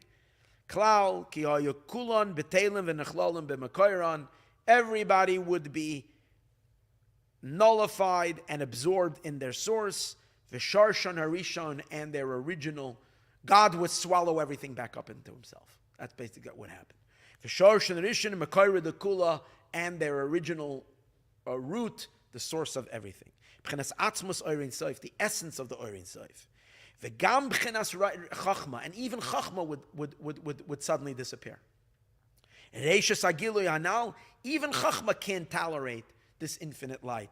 Would not be able to hold on to its position where it stands as something. Chachma is also a something. Very, very subtle. The Chachma is a point, but there's already a point. If the Or Ein Sof would come out, then it would come into revelation. It would cancel it all. Even Chachma would not be able to be called Chachma, would not be able to be called wisdom. Since Chachma is called Chachma, it's called wisdom. That means it is something already. So we can call it Chachma. But if the Or Ein Sof would come, then you want to mean Chachma. Why not Chesed? Why not this? You're giving a certain definition. All definitions would be inherently dissolved into pre-definition, which is the Or Ein Sof, which doesn't have any definitions whatsoever. Everything would be included in the true nothingness. Then there wouldn't be anything other than God. You couldn't point to anything. Everything would be back in the infinite light. Because as his name is, he has no end. It's like we were saying in the other mimer. I gave an example in the 5-minute class that I give every day. We gave an example to this concept. Imagine if off the beach in Santa Monica, where there's the ocean, the Pacific Ocean, they decide to make a kiddie pool where people can go swimming. Would take the little children in. So they bring in an engineering corps and they create walls, like I would say like 300 meters into the ocean. And they cordon off a certain section. They create walls in the ocean, and that creates. And in order to get there, some people swim. Most people take little rowboats and whatever, and they go out to the swimming pool, and they have a good time in the swimming pool. But this swimming pool is technically inside the ocean. But its very parameters is what are the walls that were created to close this off, a swimming pool in the ocean. Now, if they would remove these walls, what would happen?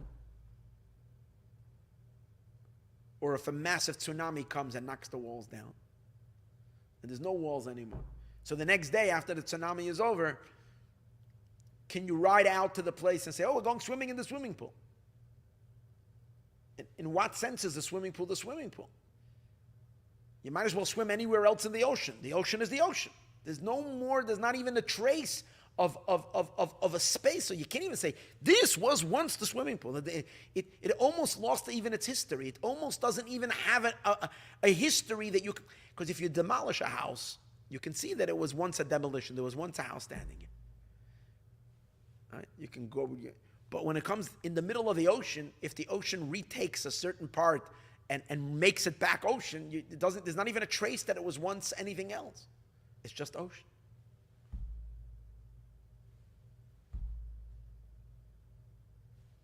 Yeah, agree. So that's what he's saying. If the Or Ein Sof would reveal itself in the swimming pool of Chachma, then it would stop being Chachma. And if it would stop being Chachma, if you take it further, there would be no Bina, there would be 10 building blocks of creation, which create the structure of the cosmos, and then the further cosmos that develop the various different worlds, everything would become back. Everything would revert into the nothingness of the Or Ein Sof. Okay, so we'll go now, finish chapter 2, we're 24, there's another 22 chapters to go. Not for tonight, but some more to learn. Now, what does this mean? Now he's going to explain. What does this mean that everything would become not? Now, to understand this idea, how everything would become naught in their source, if God was to reveal the infinite source of infinity into the creation, without the filter, now there's a powerful filter where he holds back the infinite from revealing itself. The infinite remains sovave, it remains encompassing the world. But if God was to release it into the mamale, it would destroy it. So this idea that everything would become nullified in its source, we can see that how the midot, the emotions, would are not in the seichel, in the intelligence. So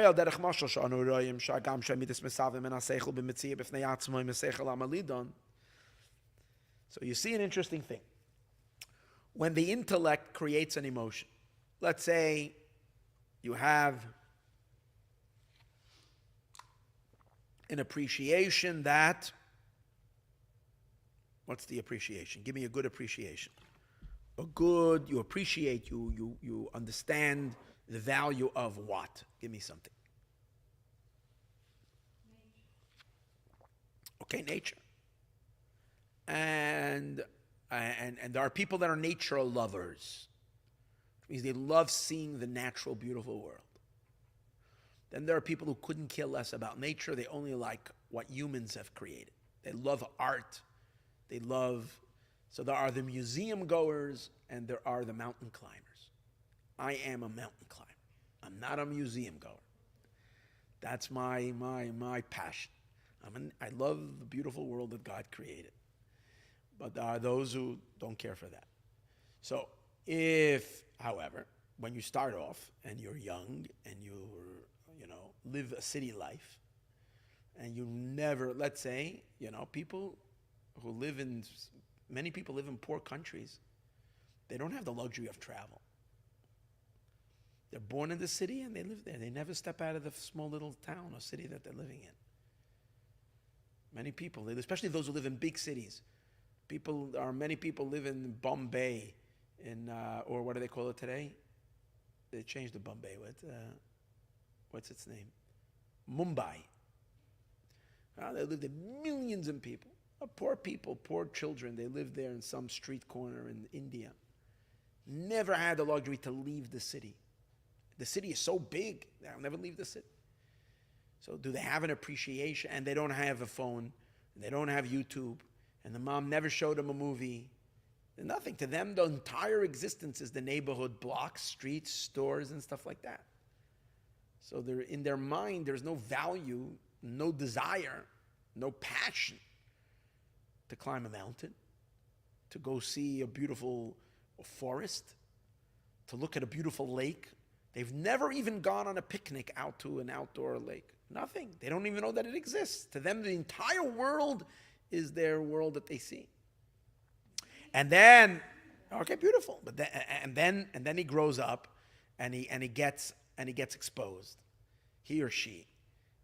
Someone took them and gave a grant, and they're blown away. So now the idea that they start seeing the world, and then usually, see, the reason it's not such a good example, the nature, is because of then you don't have to go through so much the process of intelligence to create the emotions. It happens almost instantly.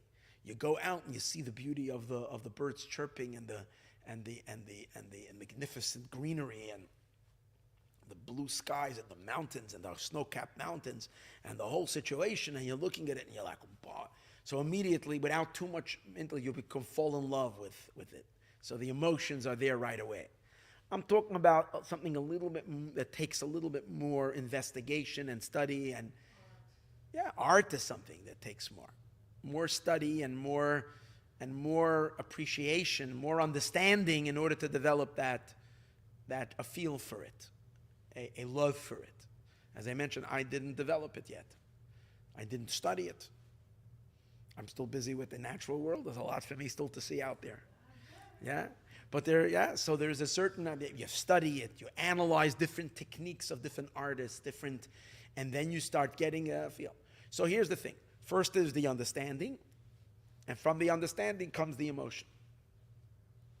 Now, what he's saying over here is that when the emotion will be born, the excitement will be born. It's called a birth, because it's born from the mind. From the mind's understanding of something, it's born an excitement. That excitement exists already within the mind before you feel the excitement. Before the excitement emerges as an excitement, it's there in the potential of the concept. The concept contains within it already the excitement. Everything that you're going to get excited about is kind of already within the potential, within the philosophy, within the idea. But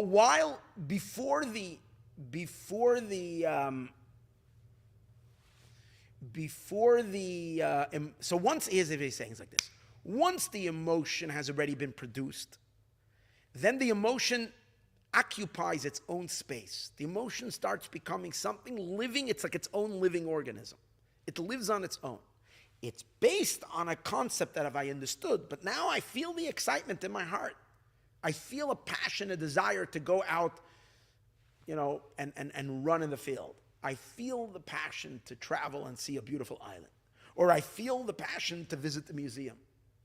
Because I hear there's an exhibit coming, my favorite artist or whatever, and all my life I've been reading, and I can see it in real life, a real piece of art of so-and-so. So once the emotion is produced, the emotion stands on its own. Where was this emotion before you explored and got familiar? No. Where was this emotion while you were still studying about this particular artist and examining the thing, and before you got any feel for them?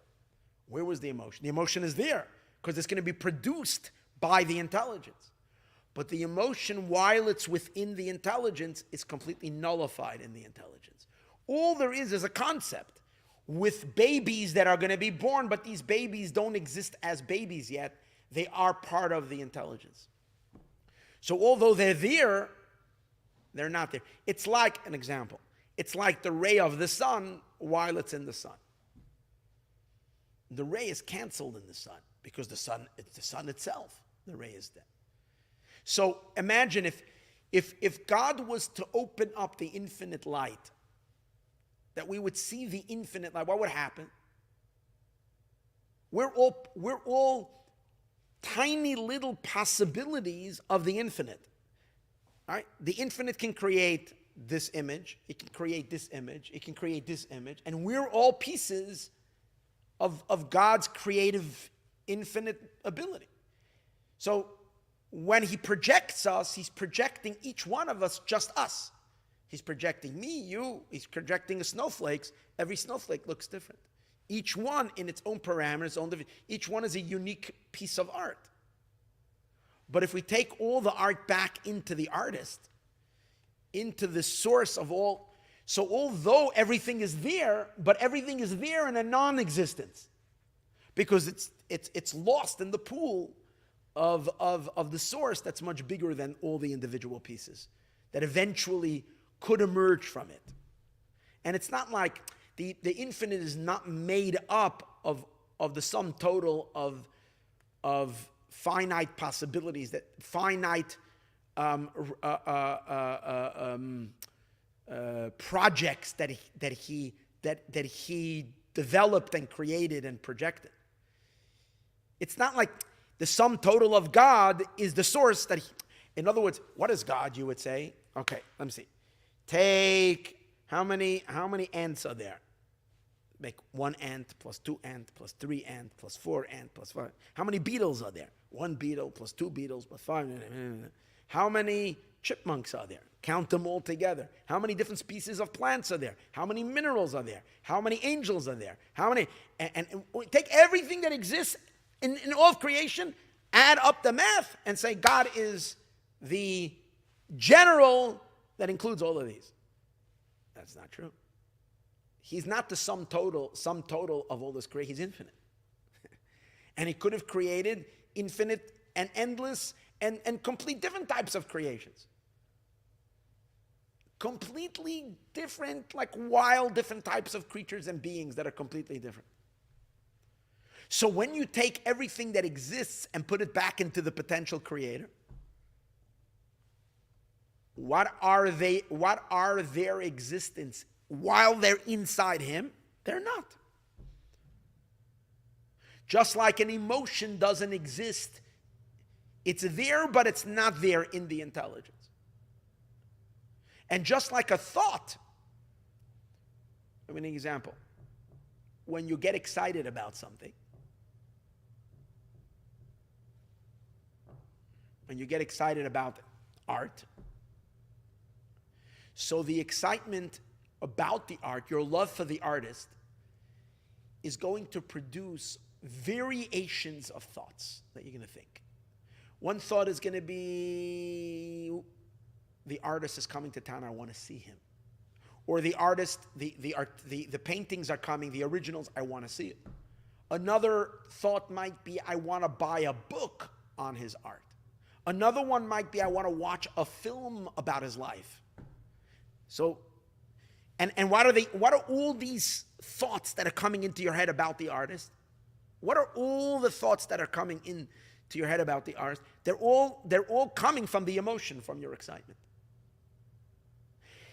But these thoughts, before you got to think all these thoughts that are a product of your excitement, they're all included in one general excitement that you're excited about the art.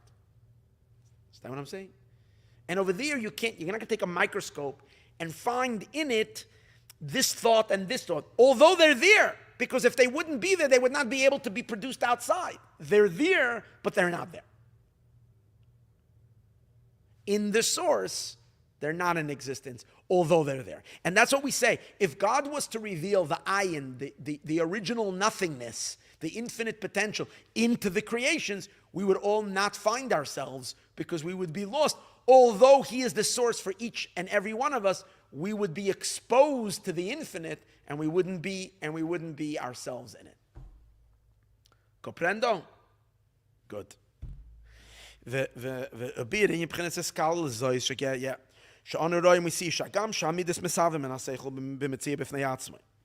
even though the emotions come about from the intellect to be found on their own. From the intelligence that created them, before they were born. All these emotions were included in the intelligence. In the concept, in the idea. And they are unified in it. You can't find them over there. They're all nullified over there. Over there you can't even call them emotions, because you're not going to find any emotions there. You're going to find just a pure concept. And you wouldn't call them emotions at all. Only after they emerge from their concealed state to their revealed state, to be an entity unto their own. And the same is also if you trace the chachma and you go back to pre-chachma, chachma, which is the source of the emotions, and you pull and you bring it back into into the space before it came into existence, into something. B'mahus chachma, as a substance of chachma, over here it was literally included in the nothingness. Betachlis abitl, with the epitome of nullification, v'iskalolus, and integration. And it's not considered wisdom at all. Only after it emerges from the concealed to the revealed. Then it's called wisdom. And if so, from here you see that everything that evolves from one cause to the next cause. Every effect is first existing within the parameters, within the existence of its mother, of its producer. So too, all the productivity that comes, all the effects that come from chachma and below. What is that? The sum totality of everything in existence. They all of them are included and nullified in the true nothingness, makara chachmo, that's the source of wisdom. And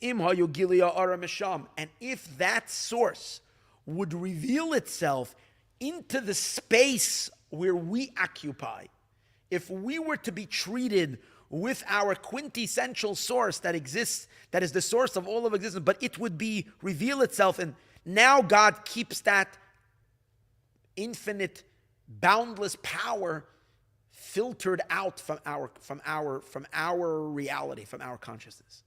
But if the dam was to break, and suddenly God would say, "Oops," and allow Himself to flow into the world as He is, and if it would reveal itself,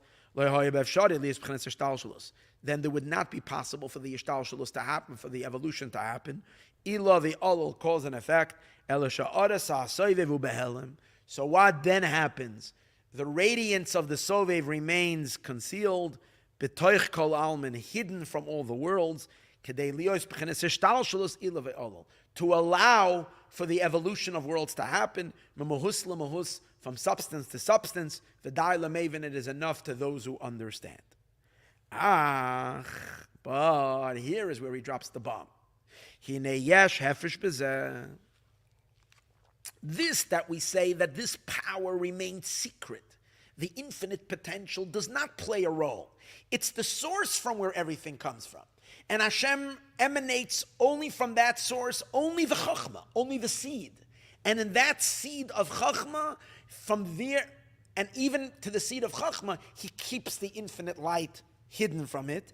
Chachma has that first seed, and from that seed of chachma, all of existence germinates. From evolution, evolves from level to level to level to level to level, and God keeps, right? So He's saying He's keeping it all back from chachma, and it's as if the infinite, although it produces chachma, the infinite kind of goes to sleep. Meaning to say, when I say goes to sleep, means it's inactive, it remains silent to itself. Although it is what germinates that seed, what produces that seed, but then it silences itself from being active in creation. He's going to say, but not exactly. It actually leans in very much, but the way it leans in is from its lofty perch. It has a will, And its will, the will of the infinite, is actually responsible for something interesting in all of creation. And I'm going to say it in one line now. Everything has content. This is the line of the night. Okay, so everybody here, if you're looking for the line, the takeaway, the line. Everything has content and beingness. The content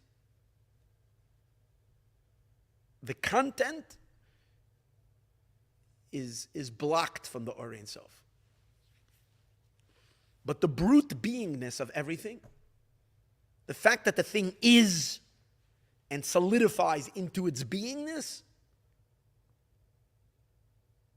that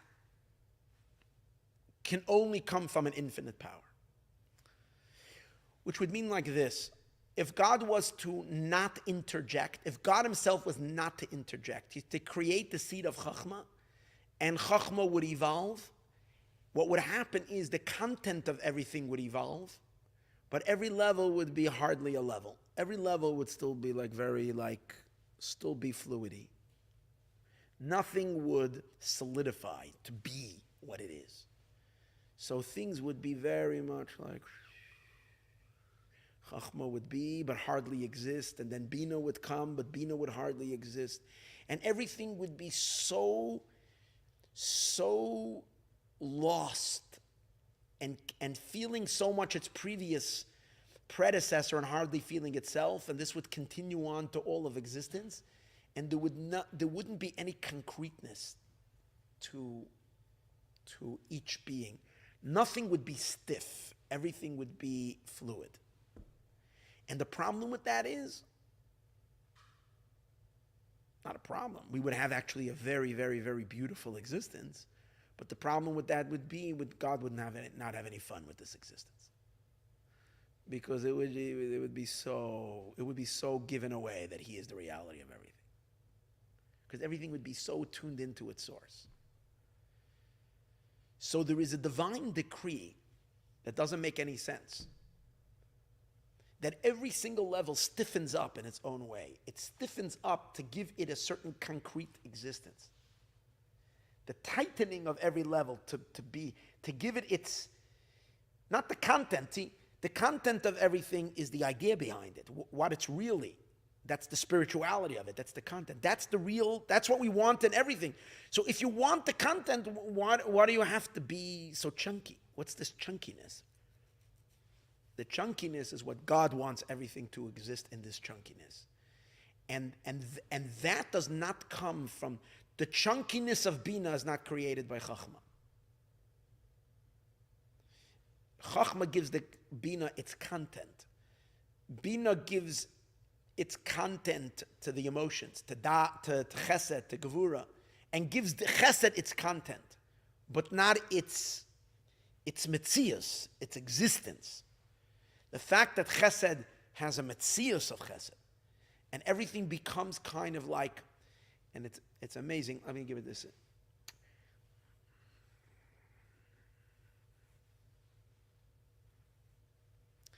Every single one of us is an energy.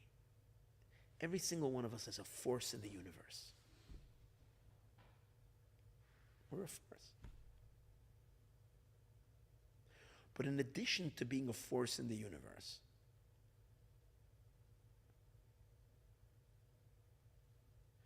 there is something else that we have. Every single one of us that's a force in the universe has some weights that is tied down to this force. And that weight is the gravity that pulls us down and creates the I am. Imagine if we didn't have that I am, and we would just be like a force. Everybody would be so what's your content? What's your content? I wouldn't ask you, how are you? I would ask you, what's your content? What's the energy flow? What's it all about? But it's not that way, how are you? Because we have a certain a certain something that solidifies us into being. And precisely because of that, a lot of times we lose our content. In other words, the heaviness that weighs us down into beingness is what a lot of times dulls our content. Yeah, but ego is ego is related to it. It's related to it. But the truth is there's a certain, in its very, very unhealthy form, it's ego.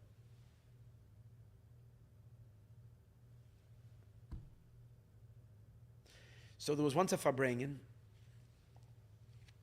This story is for you. There was once a Farbrengen, and one of the Chassidim, Ramendel Futterfass, he was a great Chassid. He's a Russian. He sat in Siberia for many years. He was in jail for his work, for his amazing self-sacrifice for the perseverance of Judaism. And he was like extremely funny, deep, and a real Chassid. So he was once sitting by Farbrengen, and there was another. I'll say even who. There was the chief rat, the main Chabad shliach of Italy, of Milano. His name was Gershom Mendel Gorelik.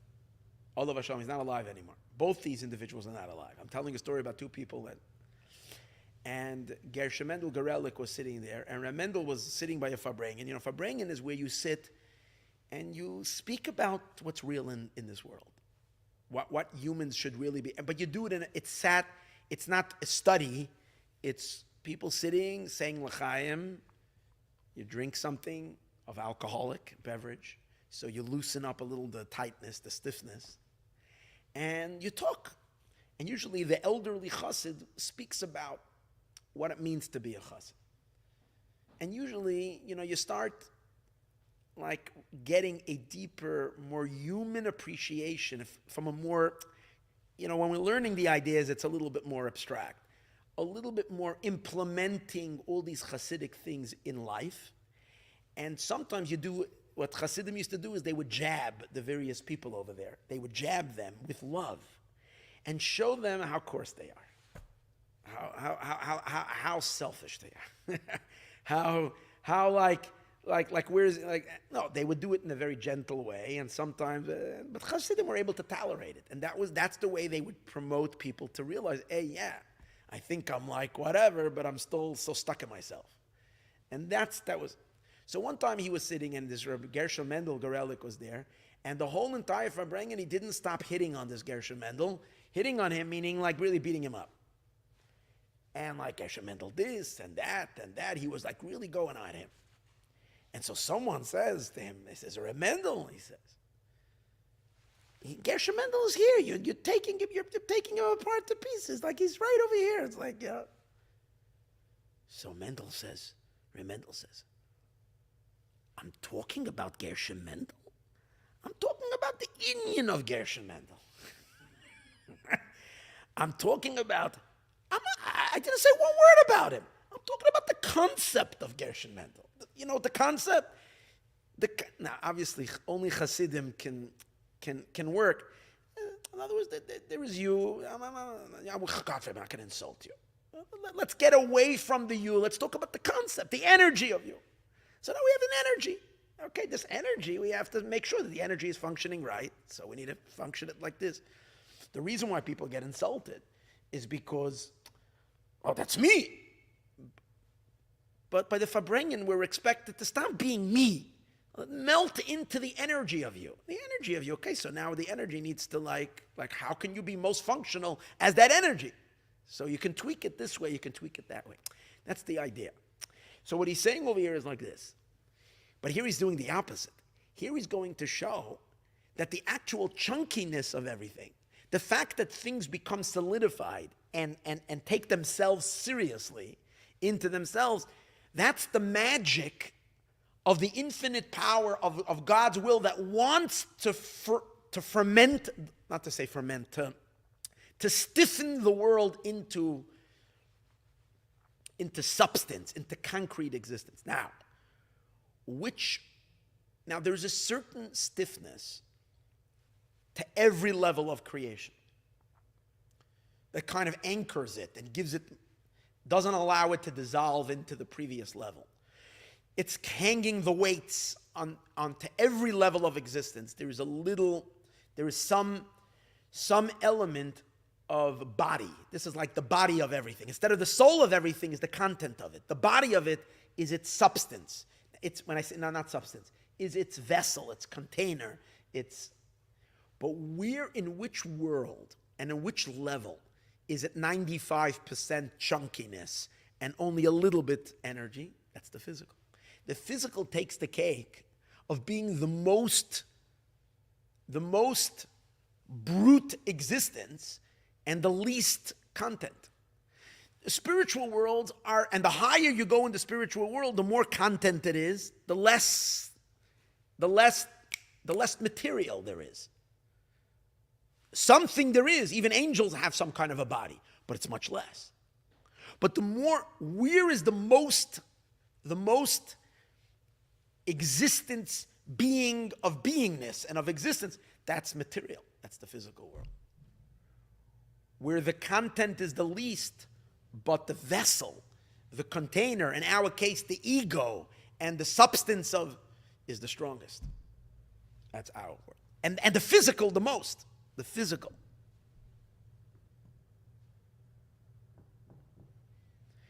And here is the most amazing thing. That type of feeling of self, feeling of substance of self, that's, as we were saying something, that's coming from the infinite light. The infinite power is the only one. Why? Because really there's no explanation where that stiffness should come from.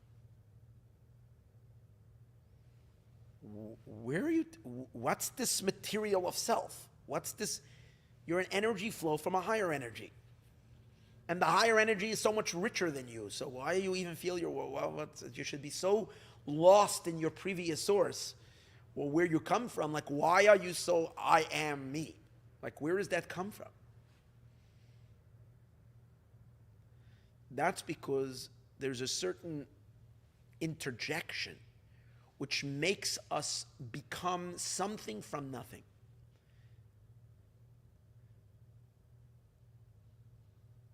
Instead of us being something from something, every level, there's a little infusion of something from nothing.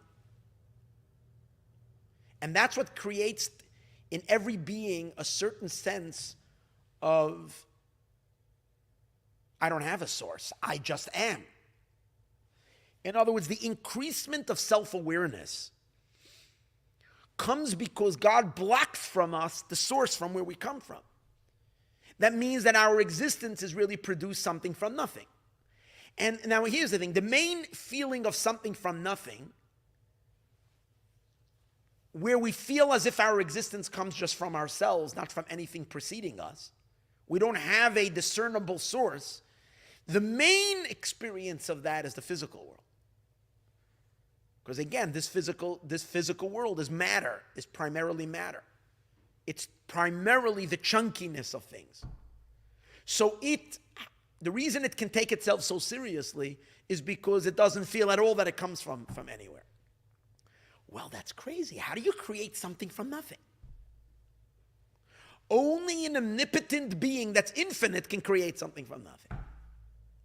Comes out an amazing, crazy idea. What comes out is that there are let's look at it this way. There are two triangles or two systems. I will see it like this. Here, you gotta watch. I'm doing sign language over here. You see, I'm doing an illustration. There are two systems. One system is working like this, where you're going from more energy on the top and less energy as creation evolves. That's as long as you're talking about content. In terms of spiritual content, the higher you go, the more spiritual content it is. The lower you go, the less it is, the less it is. For example, we spoke earlier, a concept of an idea is much richer than an excitement about the idea. The concept is much richer. The intelligence of something is much richer than the emotion. The emotion is much richer than the thought that it produces. The one particular thought has less energy than the emotion that produced it. And the thought is richer than the words you speak, because words of speech are far poorer than the thought. So the way the evolution works from higher to lower, this is one system. And therefore, by the time you get to the bottom, and if you look at this system going from Chachma all the way down to our world, it's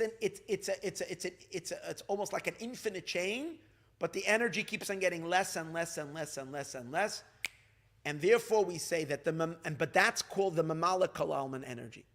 The Mamala indwelling light gets weaker and weaker and weaker the further down we go, the less content, the less content, the less content. But on the other hand, there is another triangle. But this triangle is an upside down triangle. And that is, in the highest world, all the way up in Chachma, there is the least input from the Or Ein Sof. Why? Because in Chachma there is no, Chachma is the only being that doesn't have any weight, doesn't have any self-awareness. Chachma is it's purely spiritual, it's purely a source, it's purely content, no self to it. No self. There is not a lot of yesh me'ayin there. There is not a lot of the power of the infinite is not needed to produce Chachma so much. But as you're going lower and lower into creation, the bruteness, the concreteness of every creation is getting thicker and thicker. The weights that are weighing things into themselves, making them feel less connected to a previous level, giving them the sense of yesh me'ayin, something from nothing, that's the only way you can have ego, is growing. Who is affecting that special, let's call it special effects. That special effects to give a creation a sense that it doesn't come from somebody, and that is coming from the only God who is omnipotent. Only the infinite light can produce that, can insert that flavor. Who has that the most? Pure physical matter. Because for pure physical matter is all that it is it doesn't have much content. The content is much stronger. The content of everything is much stronger in the spiritual world. By the time it gets down here, what do you have? Just the physical presentation of it. Just the matter of it. Just the fact that it says, I am. The concept of an apple is so much richer in the spiritual world. But in this world, what's the apple? Just the chunkiness of it. That's what it is. Just the sub. That means that from this distance, God's involvement is the opposite. He is narrow on the top and gets very wide on the bottom. So in the physical world, there is the most involvement of the Soviv Kalalman is to produce the physical world. And that's what he's saying. He said earlier that the Sovev Kalalman, the encompassing light, remains hidden. It hides, it remains silent, it remains muted in the process of creation. It doesn't want to reveal itself. Because if it were to reveal itself, it would nullify all of creation. So therefore, it kind of withdraws. It sits silently. But where does it reveal itself? It reveals itself to create something from nothing. And where is the something from nothing the strongest? In the material world. However, it's a literal oxymoron, because what's happening? The place where it is the most, it's influencing its most power, that place is the most ignorant to its existence. Because why does it need the infinite to produce it? It needs the infinite to produce it to give it a feeling that it doesn't have a source. So when it's to give it that sense that it's a sourceless existence. That means that once it's produced, does it know its source? No, that's why it needed the infinite.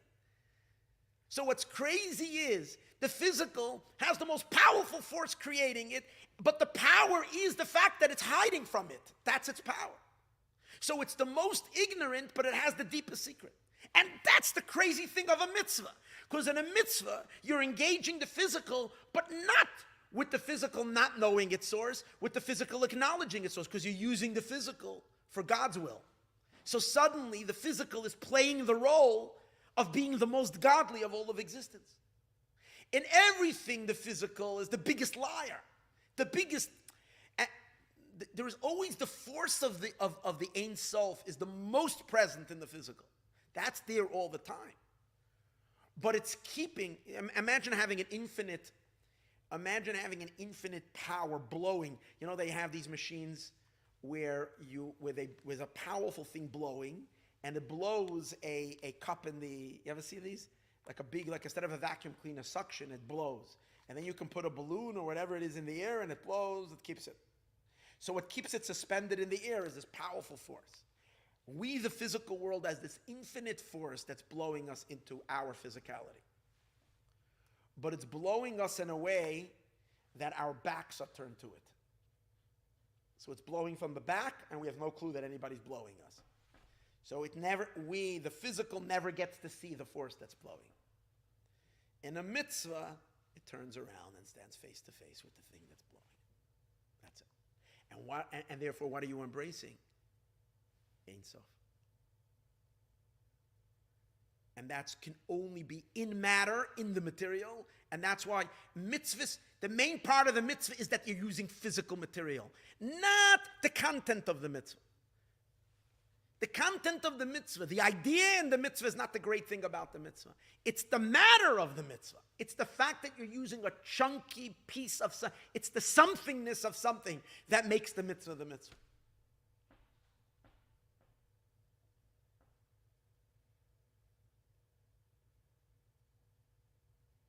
That's why the most beautiful mitzvah is the person who's the most resistant to the mitzvah. The guy that you can't get to put on the tefillin. He doesn't want to.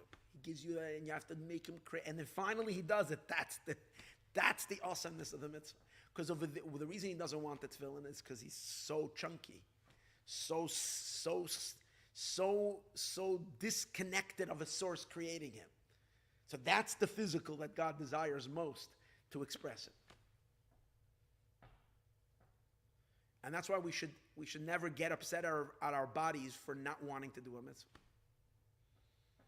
Because the moment we see our body putting up a big fuss of doing a mitzvah, we're lazy, we're tired, the person can get a ride to the hospital with someone else, I did it last time, let someone else volunteer. All the amazing excuses that we always come up with why our bodies are not in the mood of doing the mitzvah, stop for a second and say, that's it.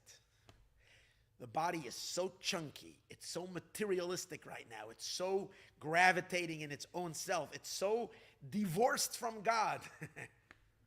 Oy, is it to create such a body? The Ein Sof is really, really blowing, a 120 mile per hour wind to produce something like this. He's exercising such enormous power. So when I will use my body today to do the mitzvah, boy, oh boy, is it going to be revealing the Ein Sof much more than in any other mitzvah. That's the theme where he's going over here. Okay? Now, so let's read a little bit of this inside. There's a difference. This is like 5 lines before Perek Daled. The dafke bebchenes ishtalshul is bebchenes or haruchnius epnimius achayas. In the evolution of the light, the spiritual light, and the innermost of the energy, hanimshach me'ela li'ela. In other words, the content, the spiritual light energy that's flowing from level to level. Sham mustera ares hasovev. Over there, the sovev is hidden. Betama now, for the reason that we said earlier, avo b'bchenas his havus kol olol. But in order to bring out the being of every effect, and here's the main line, b'bchenas yesh chitzayni, in it's an external structure. Notice, to create the idea of the apple, for that the sovev is not active. But to create the substance of the apple, that's where the sovev is, the body of it. In the words of the Alter Rebbe in the other mimer that I didn't learn tonight, he uses the word like this: the sovev is responsible for the kelim, the mamali is responsible for the or, and everything there is or and keli. The oiros, they come from the mamali, the lights, the vessels, the containers, the vessels, they come from the sovev. But in the Mittler Rebbe is fleshing it out much more. He's saying the yesh of everything. The fact that it appears to be something. This is where the radiance comes from the sovev. The mamale would leave the world if only the indwelling light, if only God would take the infinite leap from above chachma into chachma, and that's the seed, and from there evolve himself and to create all the worlds, there would be a world just of energies. It would be pure content. There would be no mitzias. The imlav loyhoya b'mitzias yesh kol. It's interesting. He says these words: loyhoya b'mitzias yesh kol kach. It would not be so much. It would not be so stiff in its own existence. Rak she'eina or now, however, the sovev kalam and the encompassing light is forcing it into existence. But from where is it? How is it impacting? How is it impacting the stone to be so hard as a stone, to be so substantial in its existence? How? Not by revealing itself to the stone, by commanding the stone to be a stone from a distant plume where the stone is not even going to hear it. It's like the stone doesn't hear the commanding it, and therefore the stone remains oblivious to it. But yet, from God's perspective, the infinite is affecting that. That's the special effects that only the infinite can have. It's not in complete revelation. It's hidden mitamanel from the reason. Let's read Parak chapter 4 very quickly because I explained it already. And this is the rule in all the evolution. You know, if you have to go, don't worry. Yeah. This is the rule in all the ishtalshalis, in all the evolution of worlds. Mereish kol dargin, from the highest level. Shu b'chinas chachma reishis agilu yanal. From chachma, which is the beginning of all revelation. At soif kol dargin, until the end of all revelation. Shebesoif olam asiyah. The general principle for the entire evolvement of worlds, bishavas hagashmiyas, in the coming into being of the gashmiyut, the physicality of the doimim tzamei achai, of the inanimate, the plant and the animal, mina ruchnius, from the spiritual.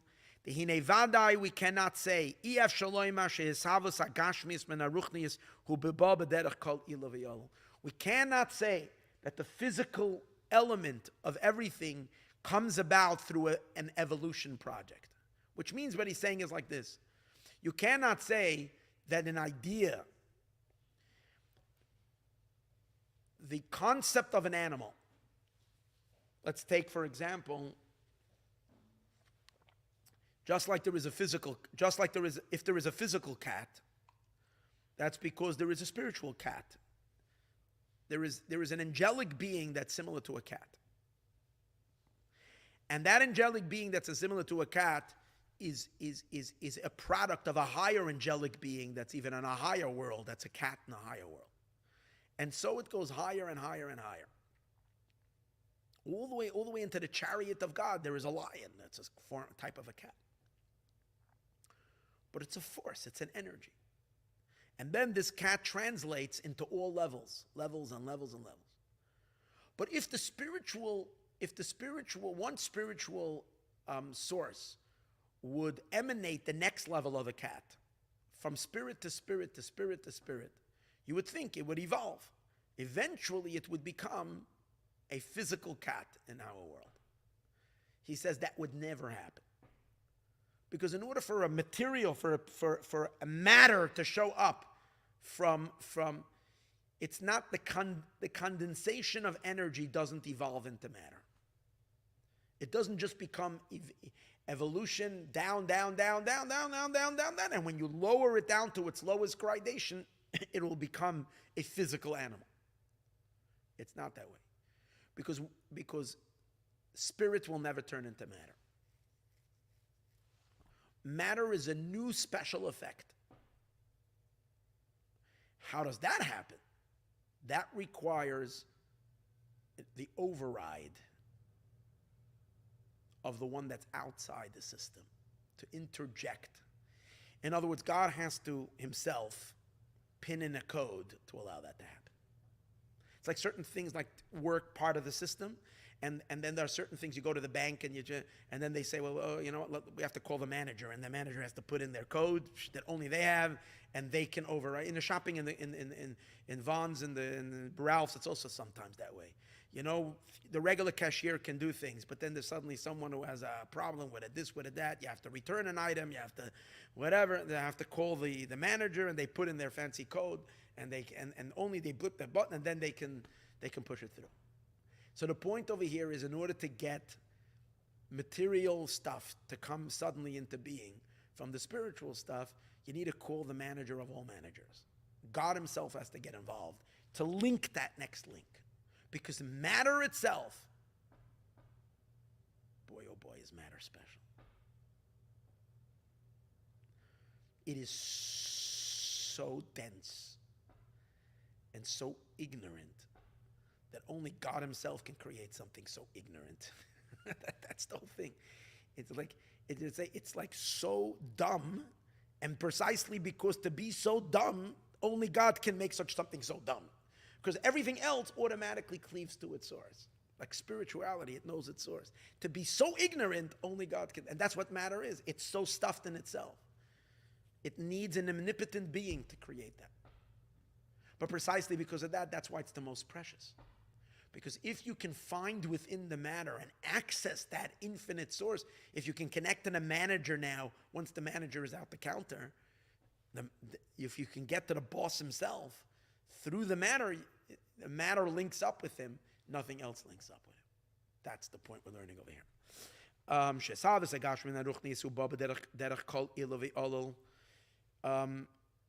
You cannot say that the coming into being from physical, from the spiritual, goes through the same system, where there is some kind of a comparison between the effect and the thing causing it. There is no connection at all to the physical grass, to the spiritual force of the power of vegetation. And the like, same as with the animal. In order to create and bring about the physical animal, even though it comes from even though we know that every physical animal originates in the face of the ox, that's in the chariot. That's its spiritual light and its energy. But the physical body of the animal, that means the spirit of the animal, the soul of the animal down here, because the cat has a spirit as well. The spirit of the animal, that does evolve from the spiritual worlds. The energy of it, the spiritual, the soul of it. But the physical vessel, the actual whiskers of in its in it, that you can touch it, that it suddenly is something touchable, and you can weigh it and put it on and it has weight. That, the idea of the cat, yeah. The idea even of a cat in this world, the concept of it, the content of it, yeah, that evolves. But that it should become the substance of it, as we say over here, that would never happen. It doesn't evolve. The creator who can create something from nothing says, let there be a cat. I'm talking about the first cat. After that, of course, cats reproduce, and that's a different story. I'm talking about to create it initially from nothing. The physical world was not just the final stage that evolved from the divine. V'guf kol balachai shu geshem yesh gomor, the substance which is geshem, which is material, yesh gomor, a real substance. Ech nesavim mebchinas haruchnius. How did that come into being from the spiritual? V'chein b'chol ilu ve'ilu yonim, and so too in all the stages. Gam shenesava olul min eila, even though the cause, the effect comes into being from its eila, from its cause. Haina b'chinas ur haruchni yeshaloi. That's its spiritual light. Avo b'chinas gashmius v'chitzayni yeshaloi, but its material and its external element of it, ma'shanira yesh v'dava b'metzios, that it has an appearance of somethingness, hu mebchinas soivev, that is being produced by the infinite light of God, no ma'ila makol ishtalshalus, as God is above the entire evolution of worlds. V'loi mekoyach ha'ela shaloi, it's not from the specific power of that's in a higher world. It's not that particular energy. Klal. Ad gam, and this is true even at the beginning of the entire evolution. Even Chachma, because on the most subtlest of level, even Chachma has a keli. And the keli of Chachma is produced by a higher source than the energy of Chachma, than the light of Chachma. Because again, that's the somethingness of it. The somethingness of it is canal yesh hefresh zeh. The masha yeshayir shemakar lechachma b'chinas or v'chayis ruchni b'chinas ha'ayin. This that there is a source for chachma in the spiritual light from the level called nothingness. That chachma comes from ayin, from nothingness. That is the infinite dropping itself down into the mamale. It's called the beginning. It's very lofty, as we discussed earlier, but it's still limited. Canal barichos. This that the chachma has a substance of somethingness. This does not stem from the ishtalshlus of the mamale. Only from the sovev. That's what makes the chachma be something. Al kaponim. And so it is in the entire progress of evolution of worlds. Till you get down to our physical creations of inanimate, animal, and whatever element of it that has a certain somethingness to it, the responsible company for that is the Sovev company. Only Sovev is able to produce that. And the way it produces it is not by the Sovev going through the chain.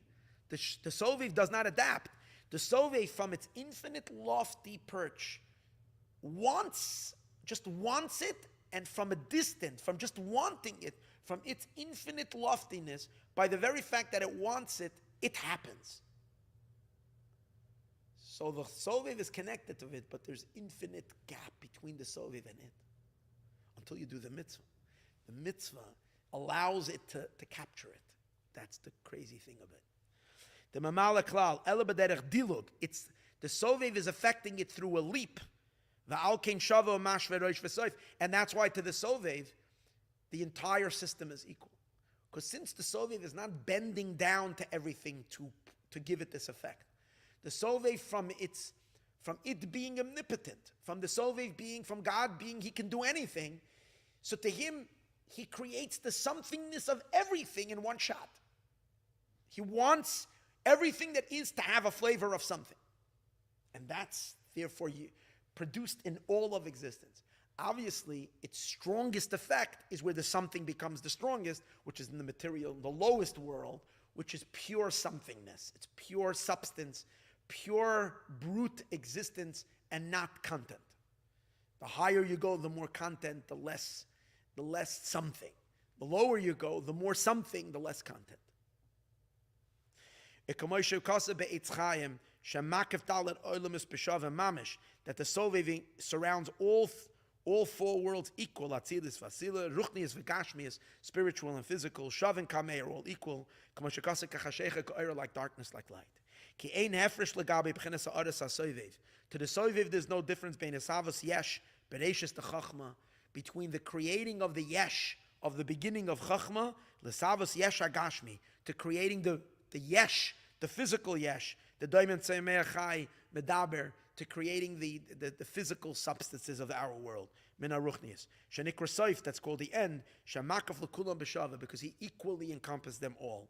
Mamish b'pnei sha'adav amshach m'b'chinas soivev ze ein abba b'chinas eslapshus, because this radiance of the sovev doesn't enclose itself. It doesn't enter into the sphere of the creations it's creating. Like the intelligence encloses itself in the midos, in the emotions, it remains unmoved. It doesn't step away from its infinity, and from there, from a long distance, it creates everything. And it's equally long distance to the highest and to the lowest, because it's all nothing in front of it. In a concealed, hidden way. That's why we say about all of creation that it's called creation from nothing to something. Although there are forces that are something evolving into something, but the main power that's uniform in all of creation, that's giving it its presence, is really nothing. The nothingness of God, that's impacting it.